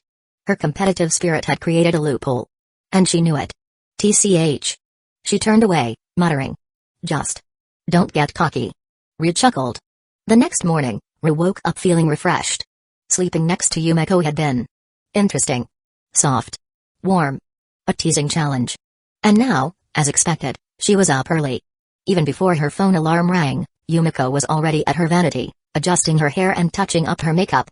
Ryu stretched lazily. Girls really did go through a lot of effort to look good every day. But then again, that effort paid off. Yumiko's beauty was top tier, even among their classmates. She turned toward him, her expression unreadable. Then, in a sudden move, she stepped forward. She whispered a string of numbers. 1212. Ryu blinked. That's your birthday, Yumiko. Yumiko smirked slightly. It's also the door code. Ryu raised an eyebrow. Yumiko's cheeks reddened. My parents aren't coming back for a few more days. She glanced away. The compensation I was talking about doesn't have to end today. For a moment, Ryu was silent. Then his grin widened. He wasn't the type to refuse an invitation. Noted. Yumiko nodded in satisfaction. Then, just before leaving, she leaned in and placed a soft kiss on Ryu's cheek. See you later. She hurried out the door. Ryu watched her go, chuckling. After last night, Yumiko had definitely become bolder. With Yumiko gone, Ryu finally checked his phone. A message from Yatsuya Maiko. Another from his homeroom teacher, Hirotsuka Shizuka. Ryu stretched again and sighed. Alright. He grabbed his coat and headed out. Time to deal with Maiko's mess.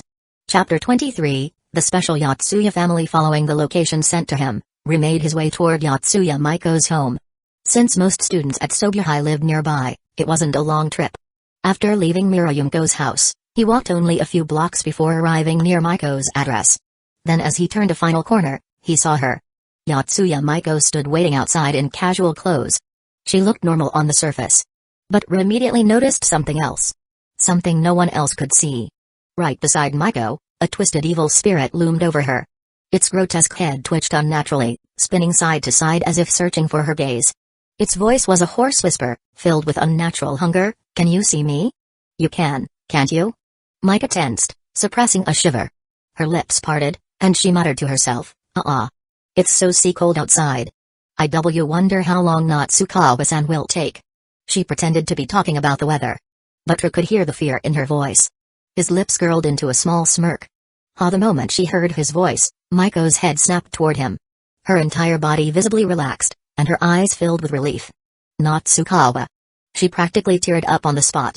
She looked like someone who had just been saved from the depths of despair. Meanwhile the evil spirit turned its attention toward him. It twisted unnaturally, as if sensing something new.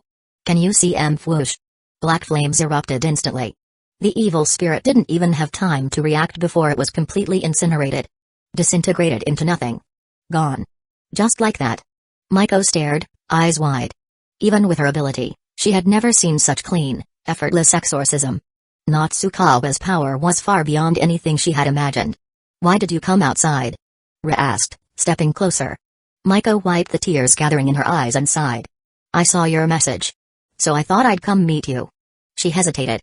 "Also, it's kinda scary inside." Ru glanced toward the house. Inside, he could already sense something. Even without stepping in, he could feel the residual energy of spirits lingering within. Still, he reached out and patted Maiko's head gently. "Don't worry. After today, that fear will be gone." Maiko stiffened slightly. It was the first time a boy had ever touched her head like that. But instead of feeling uncomfortable, she actually felt calmer. Ru's presence was powerful, reassuring. A warmth spread in her chest, but she shoved it down. She quickly turned back toward the door. "Let's go in." Ru followed without hesitation. "I'm home." Maiko called out as she stepped inside. Her voice echoed through the house. Ru noted how she paused slightly, waiting for a response. Sure enough, a voice called back. "Maiko, where'd you go?" Then wait, WHY is it a guy? WHO is this? The second voice sounded dramatically panicked. Maiko ignored both of them completely. Ru chuckled. Her household was already interesting. Just then, another voice entered the conversation. A woman's voice, gentle but slightly teasing. "Oh my, Maiko brought home a boy."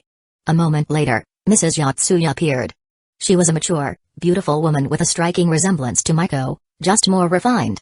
When she saw Ru, her eyes sparkled with curiosity. "Oh? Such a handsome young man." Her smile widened slightly. Come in, come in." Ru stepped inside the living room. And immediately he felt something unnatural. A monstrous presence. Across the room, sitting near Maiko's father and younger brother, was a giant, dog-like evil spirit. It was massive. Its dark, matted fur bristled as it turned toward him. The moment its red, eerie eyes locked onto Ru. Grrrr. A deep, guttural growl filled the air. Maiko stopped mid-step. She didn't dare move closer. The dog spirit's aura was suffocating enough to paralyze an ordinary person with fear. But Ru's aura exploded outward. The entire room shifted. The air grew heavy. A wave of pure, crushing pressure crashed down on the evil spirit. The dog spirit's snarl instantly turned into a pathetic whimper. It flinched. Then with a pitiful yelp, it scurried behind its master. The ghostly father figure looked at Ru in pure shock. "What? What the hell are you?" The younger brother's spirit also pointed in alarm. "Sis. What kind of monster did you bring home?" Ru ignored them completely. Instead, he turned toward Maiko's mother. "Aunt Yatsuya." She blinked. "Yes." Then Ru's eyes shifted. Mangekyō Sharingan. A wave of invisible energy washed over her. Mrs. Yatsuya's body wavered. Her eyes fluttered shut. And in the next moment she collapsed.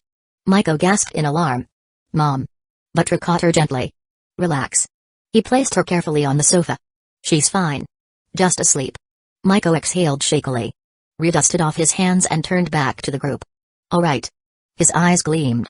"Let's get started with the exorcism, shall we?"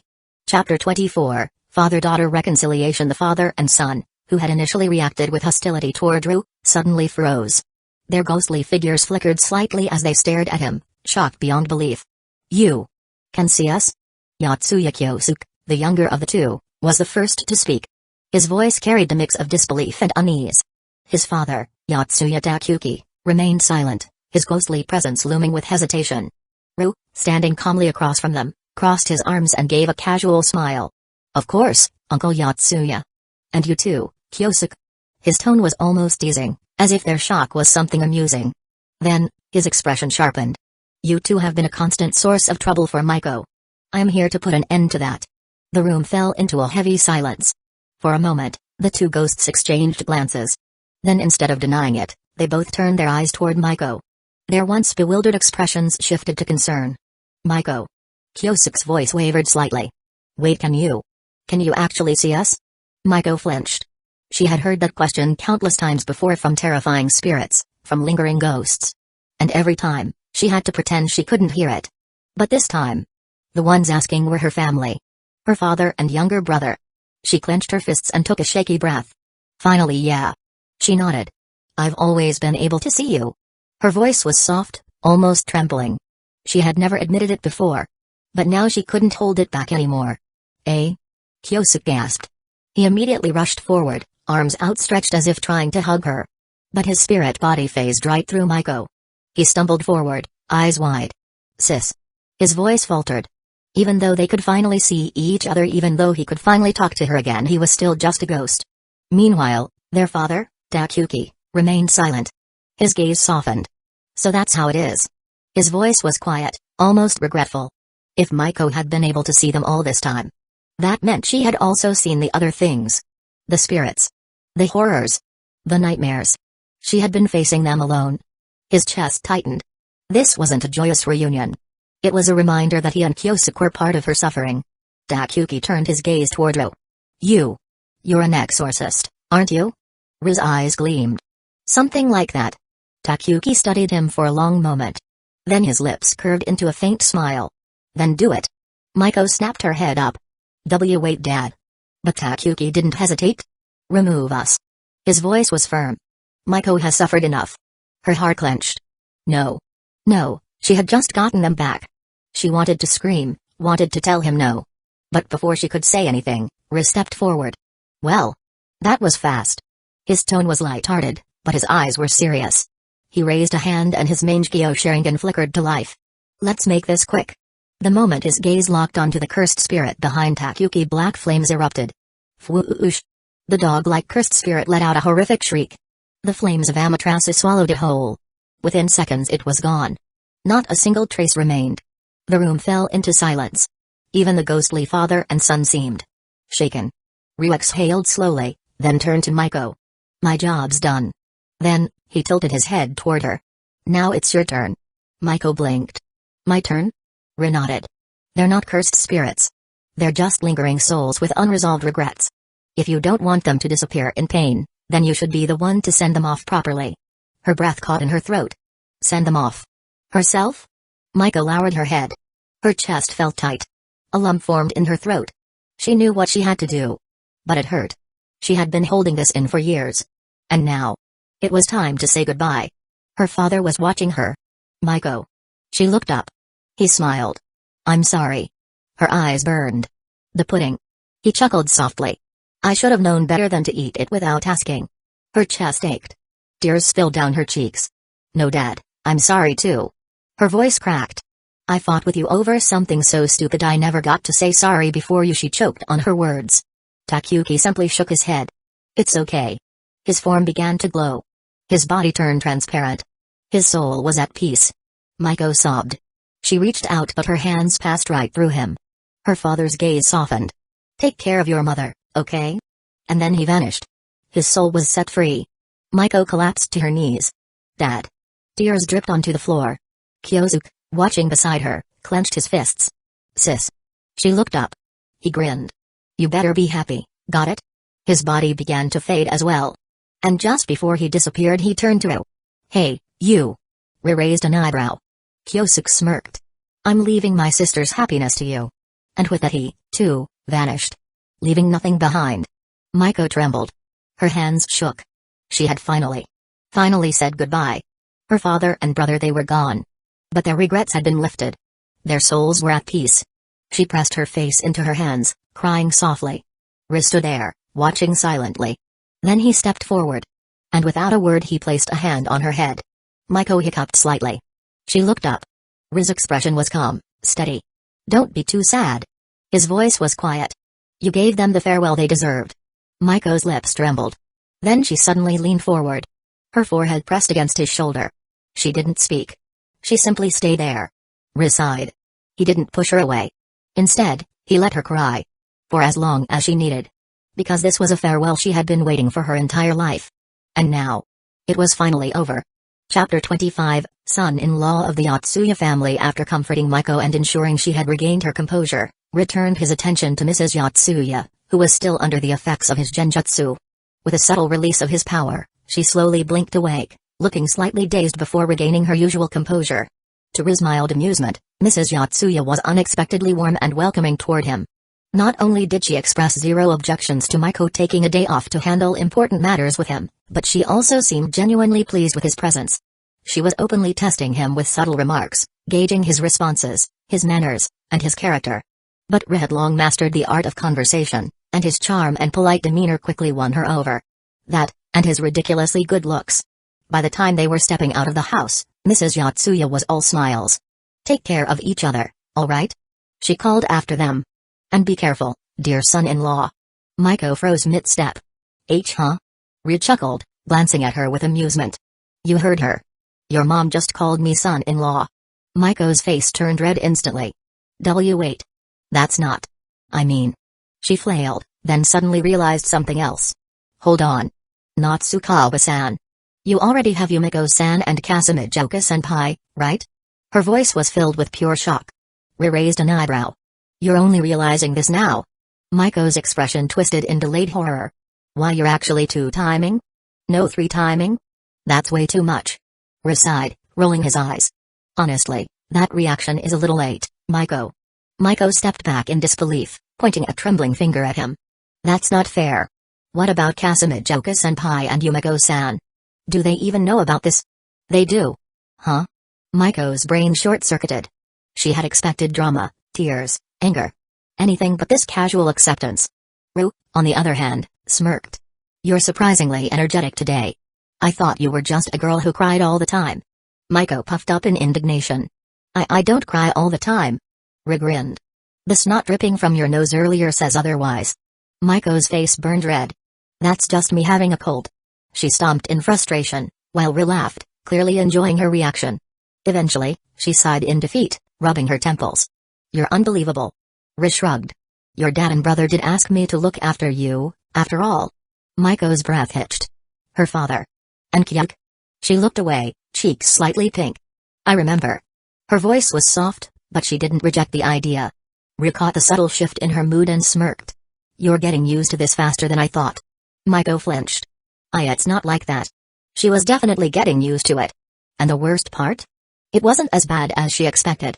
As they made their way toward the shrine deep in the forest, Riz explained everything: the sorcerer world, the cursed spirits, the power of jujutsu techniques, and his own heritage.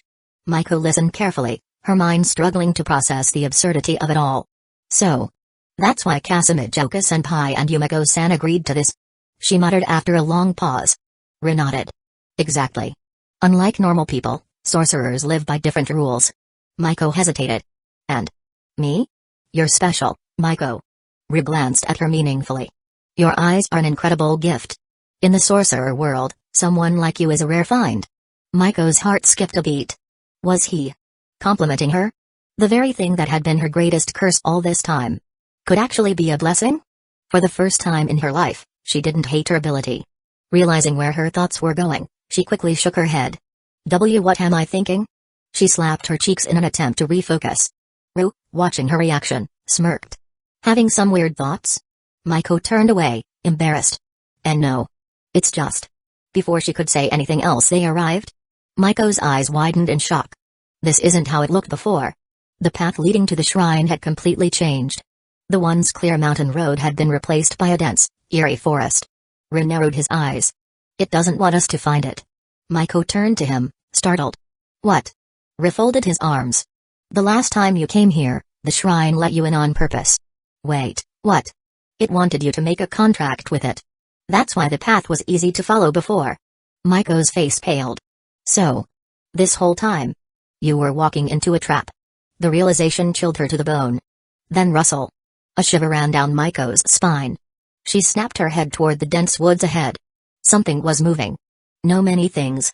Rin narrowed his eyes. They're here. Maiko stiffened. A wave of nausea hit her as a foul aura filled the air. Then, one by one blackened, deformed heads began emerging from the trees. Maiko gasped in horror. They were everywhere. Some had twisted, grotesque faces. Some had limbs growing from their mouths. Others had cursed energy leaking from their bodies, oozing like black sludge. The forest was crawling with them. Maiko instinctively stepped back and bumped into Riz's back. She froze. She hadn't even realized how close she had gotten to him. The cursed spirits immediately noticed her movement. They snapped their heads toward her. And then Gaia. With an inhuman shriek, the first wave charged at them. Maiko felt her breath hitch. But Ru? He didn't move an inch. TSK. His Mangekyō Sharingan activated in an instant. The air shifted. Maiko felt a sudden, crushing weight. Then flames. Black flames. In a single breath Amaterasu erupted, consuming the first wave of spirits in an instant. Their shrieks of agony echoed through the forest, but Riz's expression remained cold. If they don't want to let us in. His eyes glowed ominously. Then we'll just force our way through. Maiko swallowed hard. This was no ordinary battle. This was a war. And Ru was about to set the entire forest on fire. Chapter 26, This cursed shrine. You came to the right place. Ru didn't hesitate. Amaterasu. The cursed black flames erupted from his eyes, forming the shape of a massive eastern dragon, its body coiling through the air as it roared forward, engulfing the wave of cursed spirits before them. The forest was instantly bathed in black fire. Flames clung to the very fabric of existence itself, devouring each twisted spirit in sight. They screamed, they burned, and they vanished, leaving behind only charred remnants of their malice. The sky darkened, smoke rising like a funeral pyre as the cursed spirits were exterminated without mercy. Yatsuya Maiko watched in awe. This wasn't an exorcism. This was a purge. Hundreds of curses were erased within minutes. Ru observed the battlefield, feeling the residual energy absorbed into his Mangekyō Sharingan. Not bad. He could sense it. His eyes had grown stronger. This shrine was a goldmine.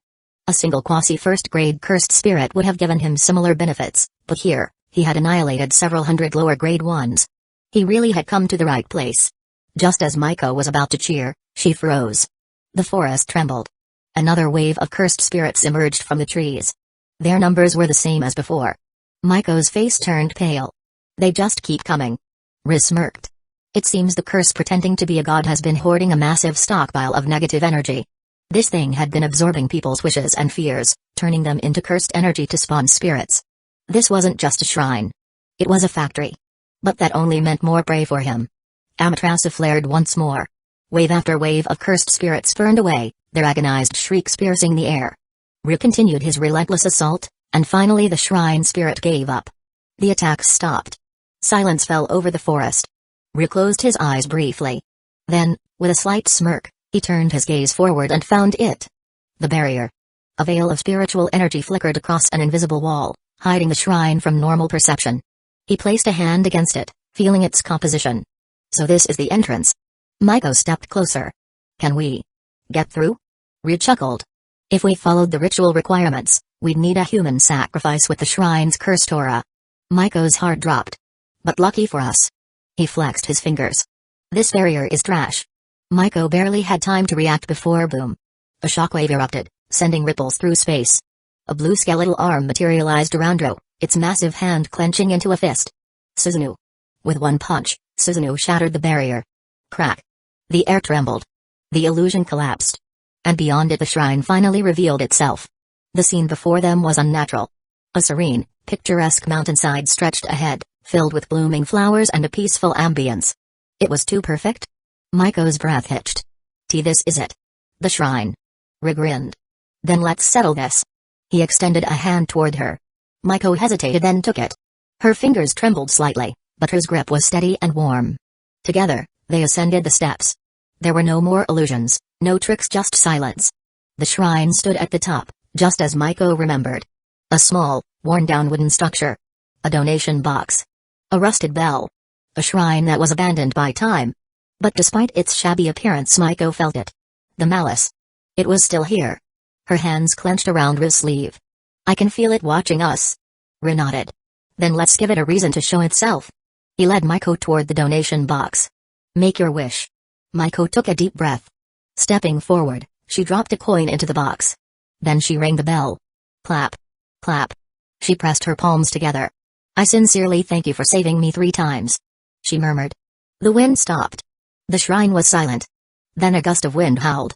Leaves spiraled into the air. The bell rattled violently. And then, with a shudder, 3 figures appeared. Maiko's breath caught. It was exactly as she remembered. 2 small fox-like figures dressed in kimonos stood before the shrine. And behind them a towering beast, glowing with an eerie golden light. The mountain god. Its massive body resembled a fox fused with a ram, with 4 grotesque jaws splitting apart from its face. Its empty, soulless eyes locked onto them.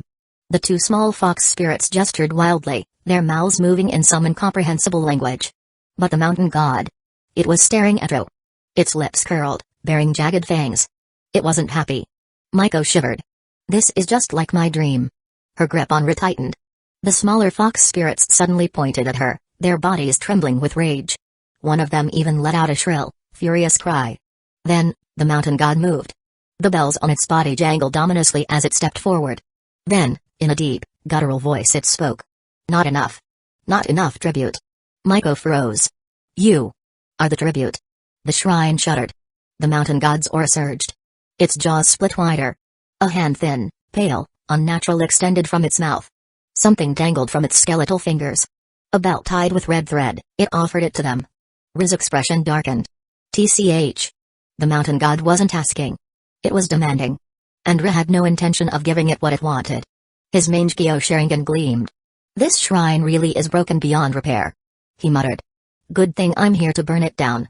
Chapter 27, Exorcising the Mountain God. Ri's eyes narrowed as he studied the small, bloodless hand extended toward him. The belt tied with red thread dangled from its skeletal fingers, swaying ominously in the wind. He could feel it. This was the core of the curse. The source of the so-called mountain god's power.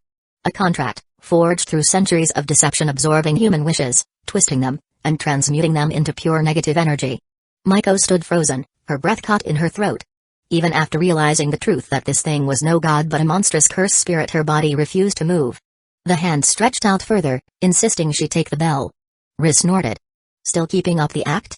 His aura exploded. Boom. A colossal, skeletal arm materialized, wreathed in crackling blue energy. Susanoo. With a single, earth-shattering punch bang. The mountain god was sent flying, its massive body crashing dozens of meters down the mountainside, kicking up a storm of dust and debris. For a moment, all was silent. Then a sharp cry.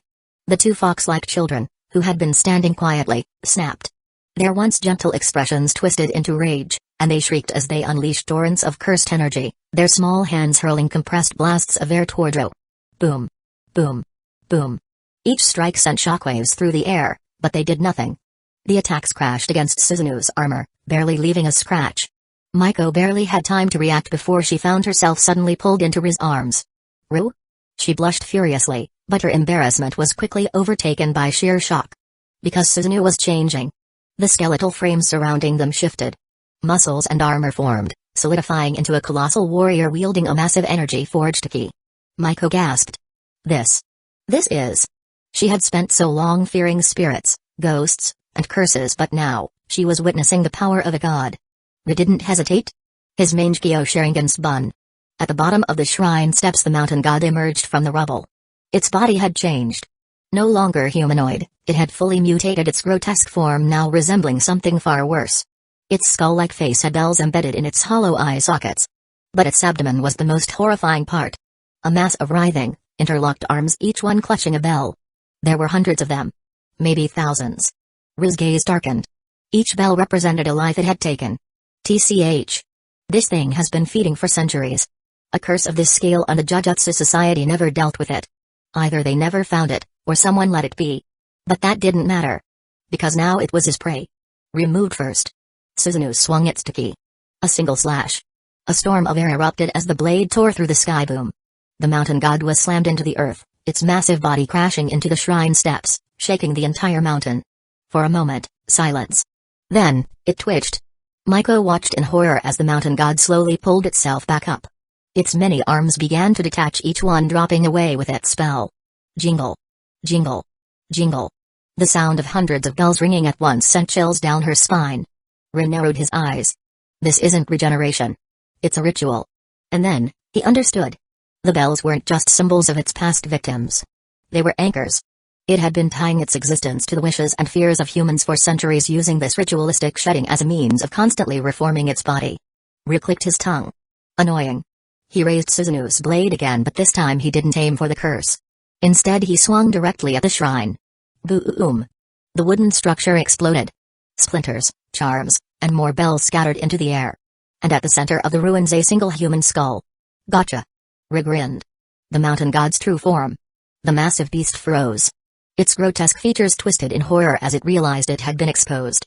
It wasn't just a cursed spirit. It was a fragmented soul, bound to this shrine for centuries, protected by layers of deception and rituals. The fox children's spirits went deathly still. They knew. They had lost. The mountain god raised its arms, its voice warping into something almost human weight. Rin's Mangekyō gleamed. His Suzunu's blade ignited. Black flames coiled around it, twisting and writhing like hungry serpents. Amaterasu. The shrine crackled under the cursed heat, the very air around it warping from the intensity. The mountain god screamed. I surrender. I saved her. That girl. I protected her 3 times. A desperate plea. Rin scoffed. You saved her? His grip on Suzunu's blade tightened. Tell that to the thousands of souls you consumed. The blade fell. The mountain god was pierced through the chest, black flames engulfing its entire being. It howled in agony, its body melting away as the fire ate through its existence. Maiko covered her mouth, watching in shock and awe.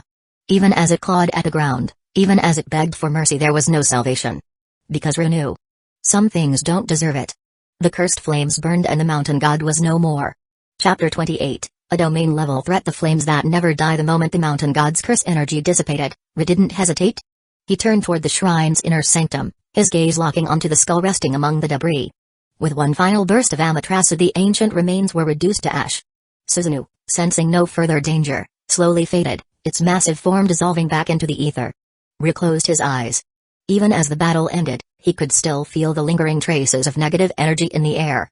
Like standing in a sea of pure malice. His Mangekyō spun, the accumulated cursed energy feedbacking into his ocular power. The mountain god's energy reserves, though nowhere near the level of special grade, had been far denser than anything he had absorbed before. It wasn't enough for the eternal Mangekyō. But a new ability had awakened. Rin's lips curled into a satisfied smirk. Tsukami. A perfect counterpart to his Amaterasu. The trouble is over, Maiko. His voice pulled Maiko Yatsuya from her dazed state. It's over? She bit her lip, her eyes glimmering with unspoken emotion. Before Rin could respond, a sudden gust of wind. From the ruined shrine, 2 figures emerged. Kneeling directly in front of Rin, 2 women, their heads bowed low. Who? Maiko gasped, instinctively stepping closer to Rin. He studied them carefully.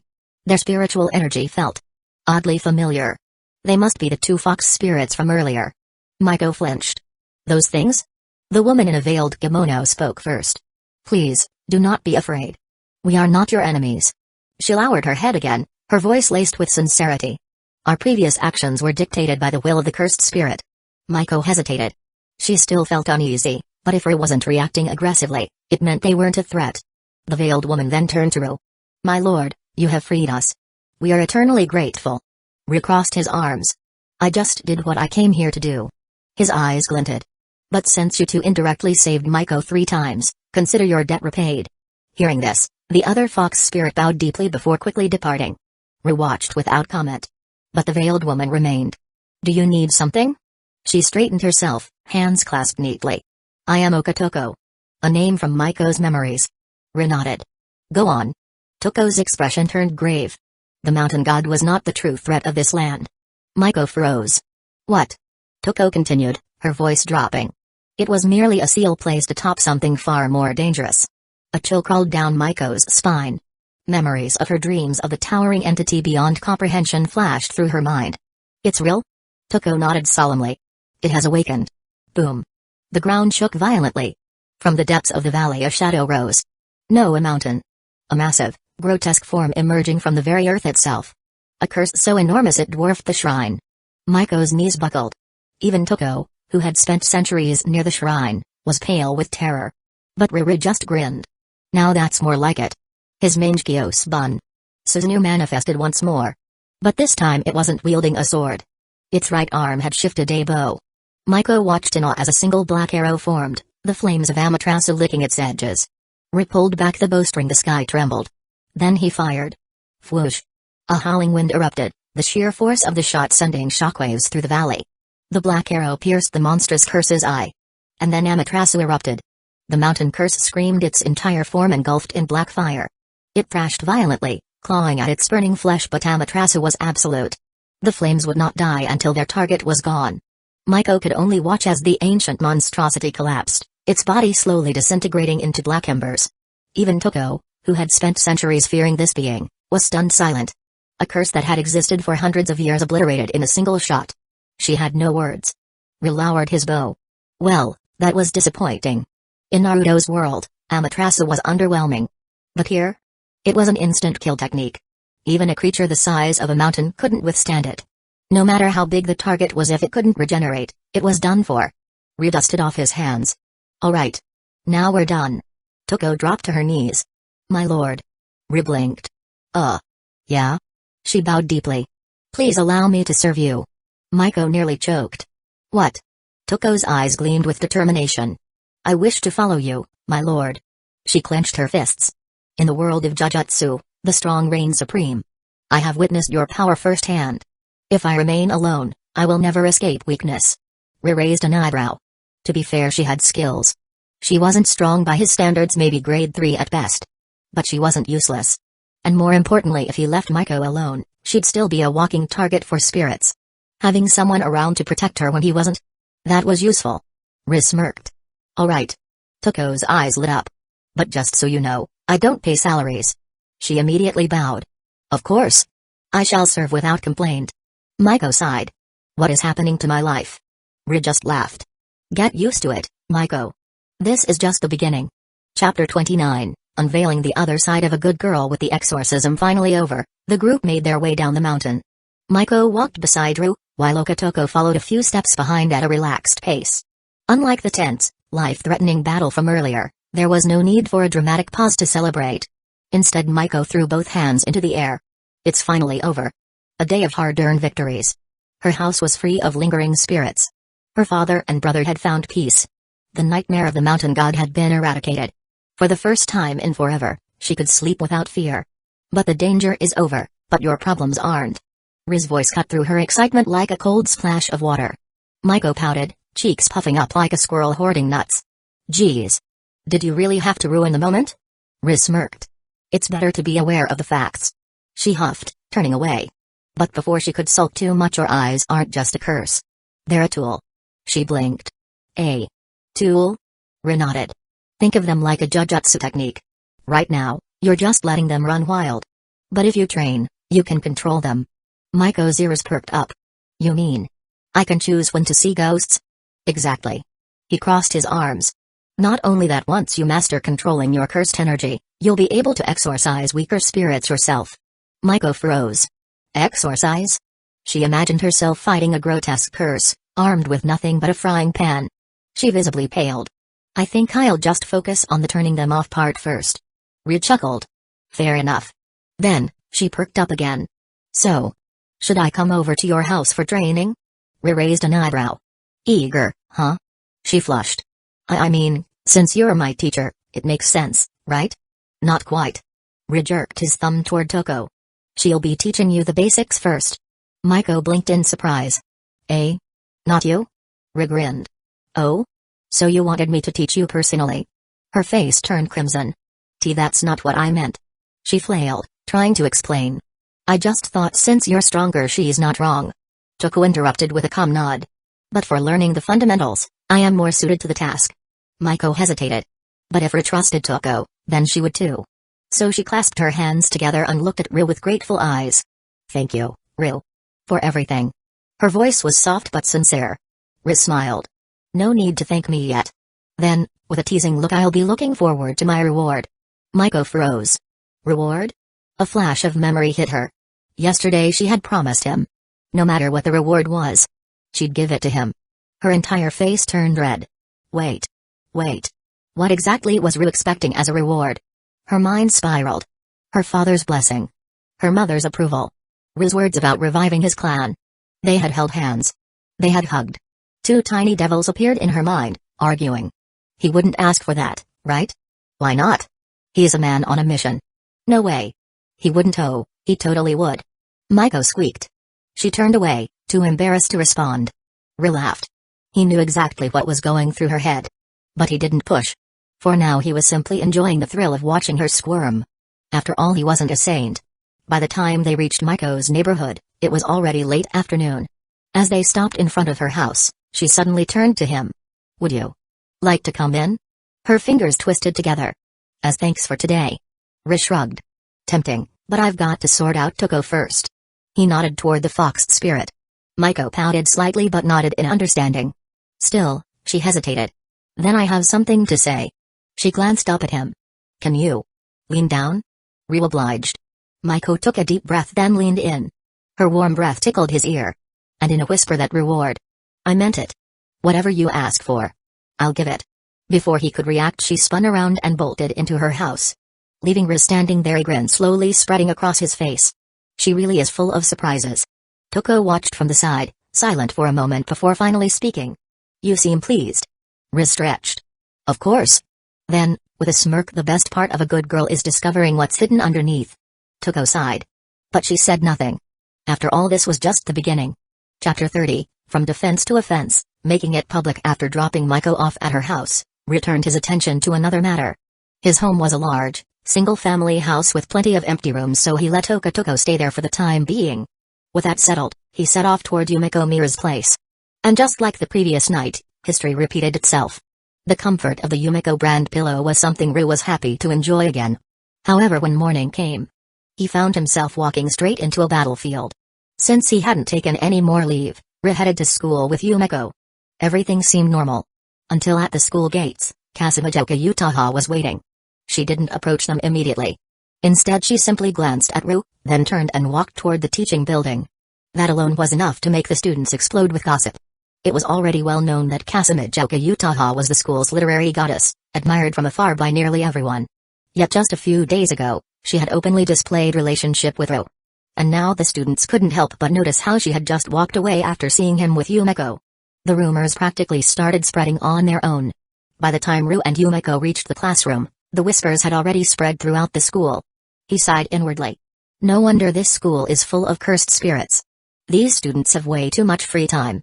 Sure enough, it wasn't long before a classmate approached him. Oi, Natsukawa, I heard a crazy rumor. Ru, however, ignored him completely. He was focused on something far more important, his phone screen. A new line notification had just popped up. It was from Kazekage Utaha.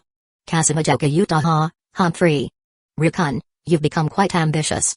Even through the text, Ru could practically hear the subtle annoyance in her voice. He could already imagine her expression, a smug yet dissatisfied look, arms crossed, eyes slightly narrowed. Ru chuckled. Then a second message arrived. Kazekage Utaha, just yesterday, you made all those grand declarations. And today, you already have a new target? Her words carried a sharp edge. Yet Ru had already expected this reaction. So he immediately took action. Ru, Utaha, don't be mad. I'll just create a group chat. Yes, instead of avoiding the situation, he would own it. Turn defense into offense. Rather than letting conflicts brew behind the scenes, he would force everyone to acknowledge each other. After all, a harem that constantly fought among themselves would be too much trouble. So Ru created a new group chat. And named it, Family Group Chat. Then he added 3 people, Kazekage Utaha, Yumeko Mira, Maiko, Yatsuya, and sent the first message, Ru, we're all family. If there's anything, just say it here. For a moment there was silence. Then the first reaction came from Maiko. Maiko, she froze, staring at her phone screen in disbelief. Meanwhile Kazekage Utaha immediately responded. Kazekage Utaha, oh my, Ru-kun, you're really getting ahead of yourself. Then Yumeko turned to glare at him in person. Her sharp eyes carried a clear message, explain. Now. She crossed her arms and spoke. You mean to tell me? She took a deep breath. That while you were exorcising spirits yesterday, you also held Yatsuya's hand? Her tone was calm, too calm. Ru knew better than to lie. So he gave a shrug. If you think about it, Yumeko, you already know what happened. Yumeko clicked her tongue, Damn it. Hero saves the damsel again. She had heard about Maiko's situation the night before. And as much as she wanted to be mad, she understood. After all, Maiko was a normal girl who had been through hell. She needed protection. Yumeko exhaled sharply. Fine. She let it go for now. But she wasn't done. Her real enemy was Kazekage Utaha. Meanwhile, Kazekage Utaha was also glaring at her screen. This group chat was unexpected, and casually throwing another girl into the mix was even more unexpected. Her response was immediate. Kazekage Utaha, so, in just one day, you've already added another girl? Yumeko immediately fired back. Yumeko, huh? If we're talking about who's been around longer, I've known Riz since the start of school. Kazekage Utaha narrowed her eyes. Kazekage Utaha, knowing someone means nothing. Being in a real relationship is what matters. Then she smirked as she typed her next message. Kazekage Utaha, besides, I was the one who took her from a boy to a man. Yumeko froze. Then her entire face turned red. Yumeko, you shameless woman. Kazekage Utaha smiled smugly as she typed her reply. Kazekage Utaha, now, Yumeko-san, you should respect your seniors. After all, as the first, I'm the official head of this household. Yumeko, like hell you are. Meanwhile, Ri put down his phone and sighed. I knew this would happen. Of course, his attempt at peace was immediately ignored. But that was fine. This much was expected. Let them argue for a bit. The more they fought now, the easier it would be later. Meanwhile, Maiko, who had been quietly observing, simply sighed. She muttered under her breath, Utaha-senpai and Yumeko-san are really scary. Then she did the only reasonable thing. She muted the chat and went back to quietly spectating. Chapter 31, forming a club. Thanks to his extraordinary ability to absorb and retain knowledge, Ri hardly needed to pay attention in class. Simply skimming the textbooks was enough for him to memorize the material instantly. Naturally, this turned most lectures into nothing more than background noise, especially history class, which might as well have been a professionally crafted sleep aid. Predictably, Ri dozed off mid-lesson, only waking when someone nudged him. The classroom was already emptying out for the lunch break. Huh? I slept that long? He stretched lazily, still groggy despite having had a full night's rest. Maybe I should record the history teacher's lectures and use them as an ASMR track to help me sleep in the future. Aren't you awake yet, Ru? Hearing Yumeko's voice, he finally snapped out of his thoughts. I was thinking about something. He replied casually. So? What's up? What do you mean, what's up? Yumeko narrowed her eyes before suddenly huffing in frustration. I really can't deal with that woman. Ri chuckled, easily guessing the cause of her irritation. Without commenting further, he pulled out his phone and checked the group chat. The battle between his two girlfriends was still raging. They had been competing since the moment they met over their status, their time with him, and even trivial things like their reputations at school. It had escalated into a full-on debate, covering everything from academic achievements to personality traits. Meanwhile, Yatsuya Maiko occasionally sent a polite message before quietly retreating, not daring to get involved in the war soon. Ri checked the time. The argument had been ongoing since morning, but he saw no need to intervene. Instead, he turned to Yumeko. By the way, why did you wake me up? Sensei wants to see you. Hiratsuka-sensei? Yeah. She said to come by during lunch break. Ri sighed, already knowing this wouldn't be a casual conversation. Still, he figured he might as well get it over with. As students rushed toward the cafeteria, Ri walked in the opposite direction toward the faculty office. A student's lunch break is a sacred thing, Hiratsuka-sensei. Shizuka Hiratsuka took a deep breath, resisting the urge to strangle him. She leaned back in her chair, giving him a scrutinizing look. Do you know why I called you here? Ri crossed his arms, pretending to think. I haven't been sleeping in class as much lately, so. Did someone complain about me? Stop assuming your classmates are that petty. Sighing, Hiratsuka pulled out a cigarette and placed it between her lips. You've been making quite a stir lately. Feels like there's a new rumor about you every day. Sensei, you just don't understand. When someone's as exceptional as me, people can't help but talk.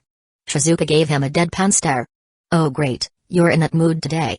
She exhaled sharply before continuing. I don't mind students enjoying their youth, but try to keep a lower profile. The disciplinary committee has already come to me asking about you. Understood. Ri said, his tone completely indifferent.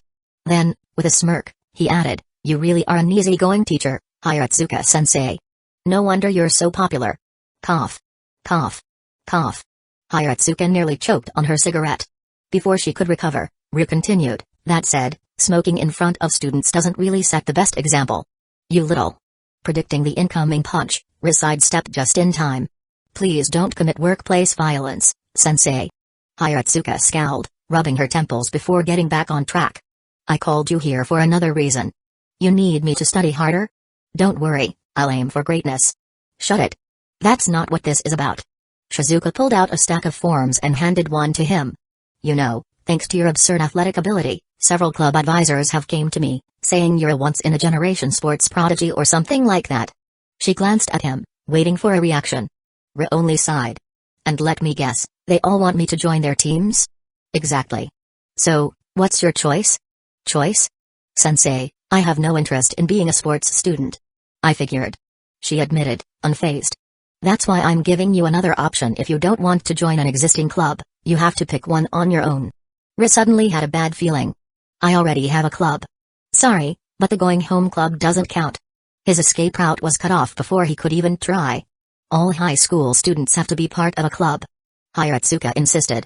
That's why I let you off with an early dismissal every day. You're supposed to be participating in extracurricular activities. Just enjoy your youth already, or you'll regret it later. Enjoying youth, huh?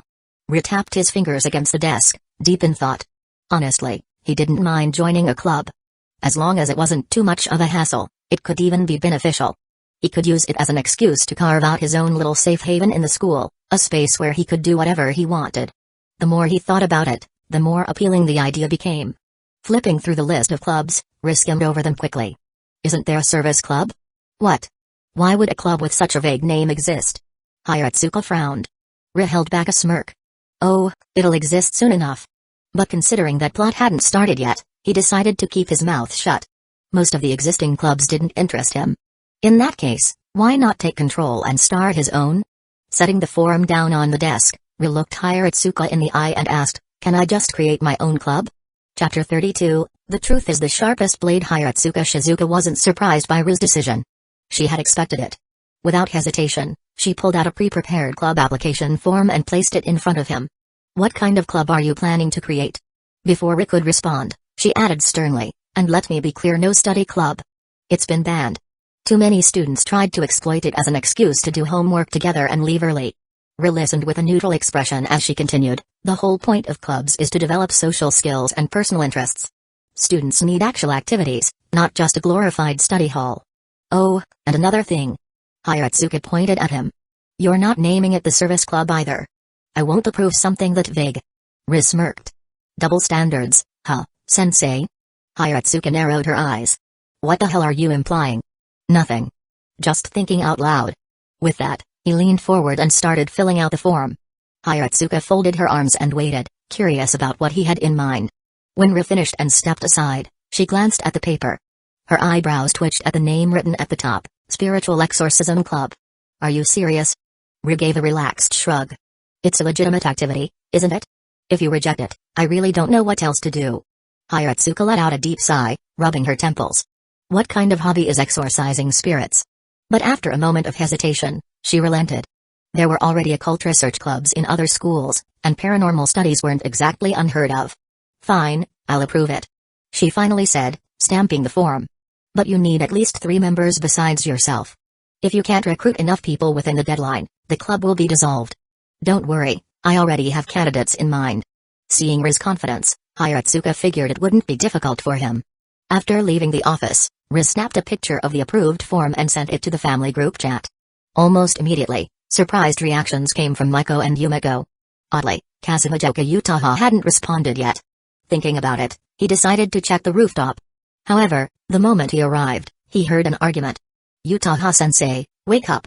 That guy is a frivolous womanizer. My personal life has nothing to do with you, classmate. Riz sighed. Of course it's him. There was probably only one person who'd bother Utaha like this, Aki Tomoya.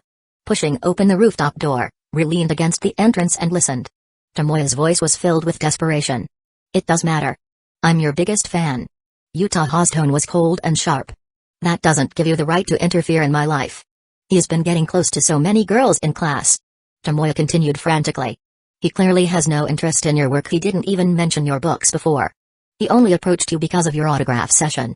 Utaha sneered. And? What exactly are you trying to achieve by saying all this? I just don't want to see you deceived. A cruel smirk formed on Utaha's lips. Tomoya, do you ever think before you speak? Her words were like ice. What, exactly, makes you think you're entitled to tell me who I should or shouldn't associate with? I just heard illusional. Her voice was utterly ruthless now. You talk like some righteous protector, but the truth is you're just a self-absorbed fool who can't stand the fact that your goddess won't acknowledge you. Tomoya froze, looking as if he had been physically struck. Utaha didn't stop. You're like a slimy, pathetic toad imagining that one day the princess will notice you. It's honestly disgusting. I'd appreciate it if you stopped calling yourself my fan. It's embarrassing. Tomoya trembled, his face pale with humiliation. You'll regret this, Kazekage-senpai. He spat before turning to storm off only to freeze when he saw Ru watching from the doorway. What do you mean by regret? Ru asked, his tone light. Tomoya visibly stiffened. Despite his usual arrogance online, he was well aware of the social hierarchy in school. And right now, standing in front of him was Rinatsukawa, the person whose mere presence seemed to overshadow everyone else. Tomoya swallowed hard, looking for an escape. Ru stepped forward, blocking his path. I usually don't care about people running their mouths behind my back, he said. But actively causing trouble for someone close to me? That's a different story. Tomoya panicked. Why, you can't do anything to me. I'll report you to the teachers. Are you a grade schooler? Ru scoffed. He casually patted Tomoya's shoulder, then slammed a fist into his stomach. The impact sent Tomoya flying backward, crashing against the rooftop fence before crumpling to the ground in a heap. Utaha blinked, then smirked. You're so direct. Ru cracked his knuckles. Just making sure he understands the situation. She glanced down at Tomoya, who was groaning in pain. Are we really just leaving him like this? Of course not. Ru replied. I left a little. Curse on him. Utaha raised an eyebrow. Oh? Ru smiled, his expression eerily calm. If he tries anything stupid again, he's going to wish he hadn't. Utaha stared at him for a moment, then let out a soft laugh. You really don't hold back, do you? He shrugged. I take care of my people. If someone messes with them, I make sure they regret it. She hummed in amusement. I like that. Then, as if the previous confrontation had never happened, she turned her attention back to Ru. By the way, she said, crossing her arms, I've been meaning to ask who's this Yatsuya Maiko girl in our group chat? She's a special case. Ru replied. I'll explain later. Utaha narrowed her eyes slightly. I will be expecting an explanation. Before that, Ru pulled out the club application form from his pocket.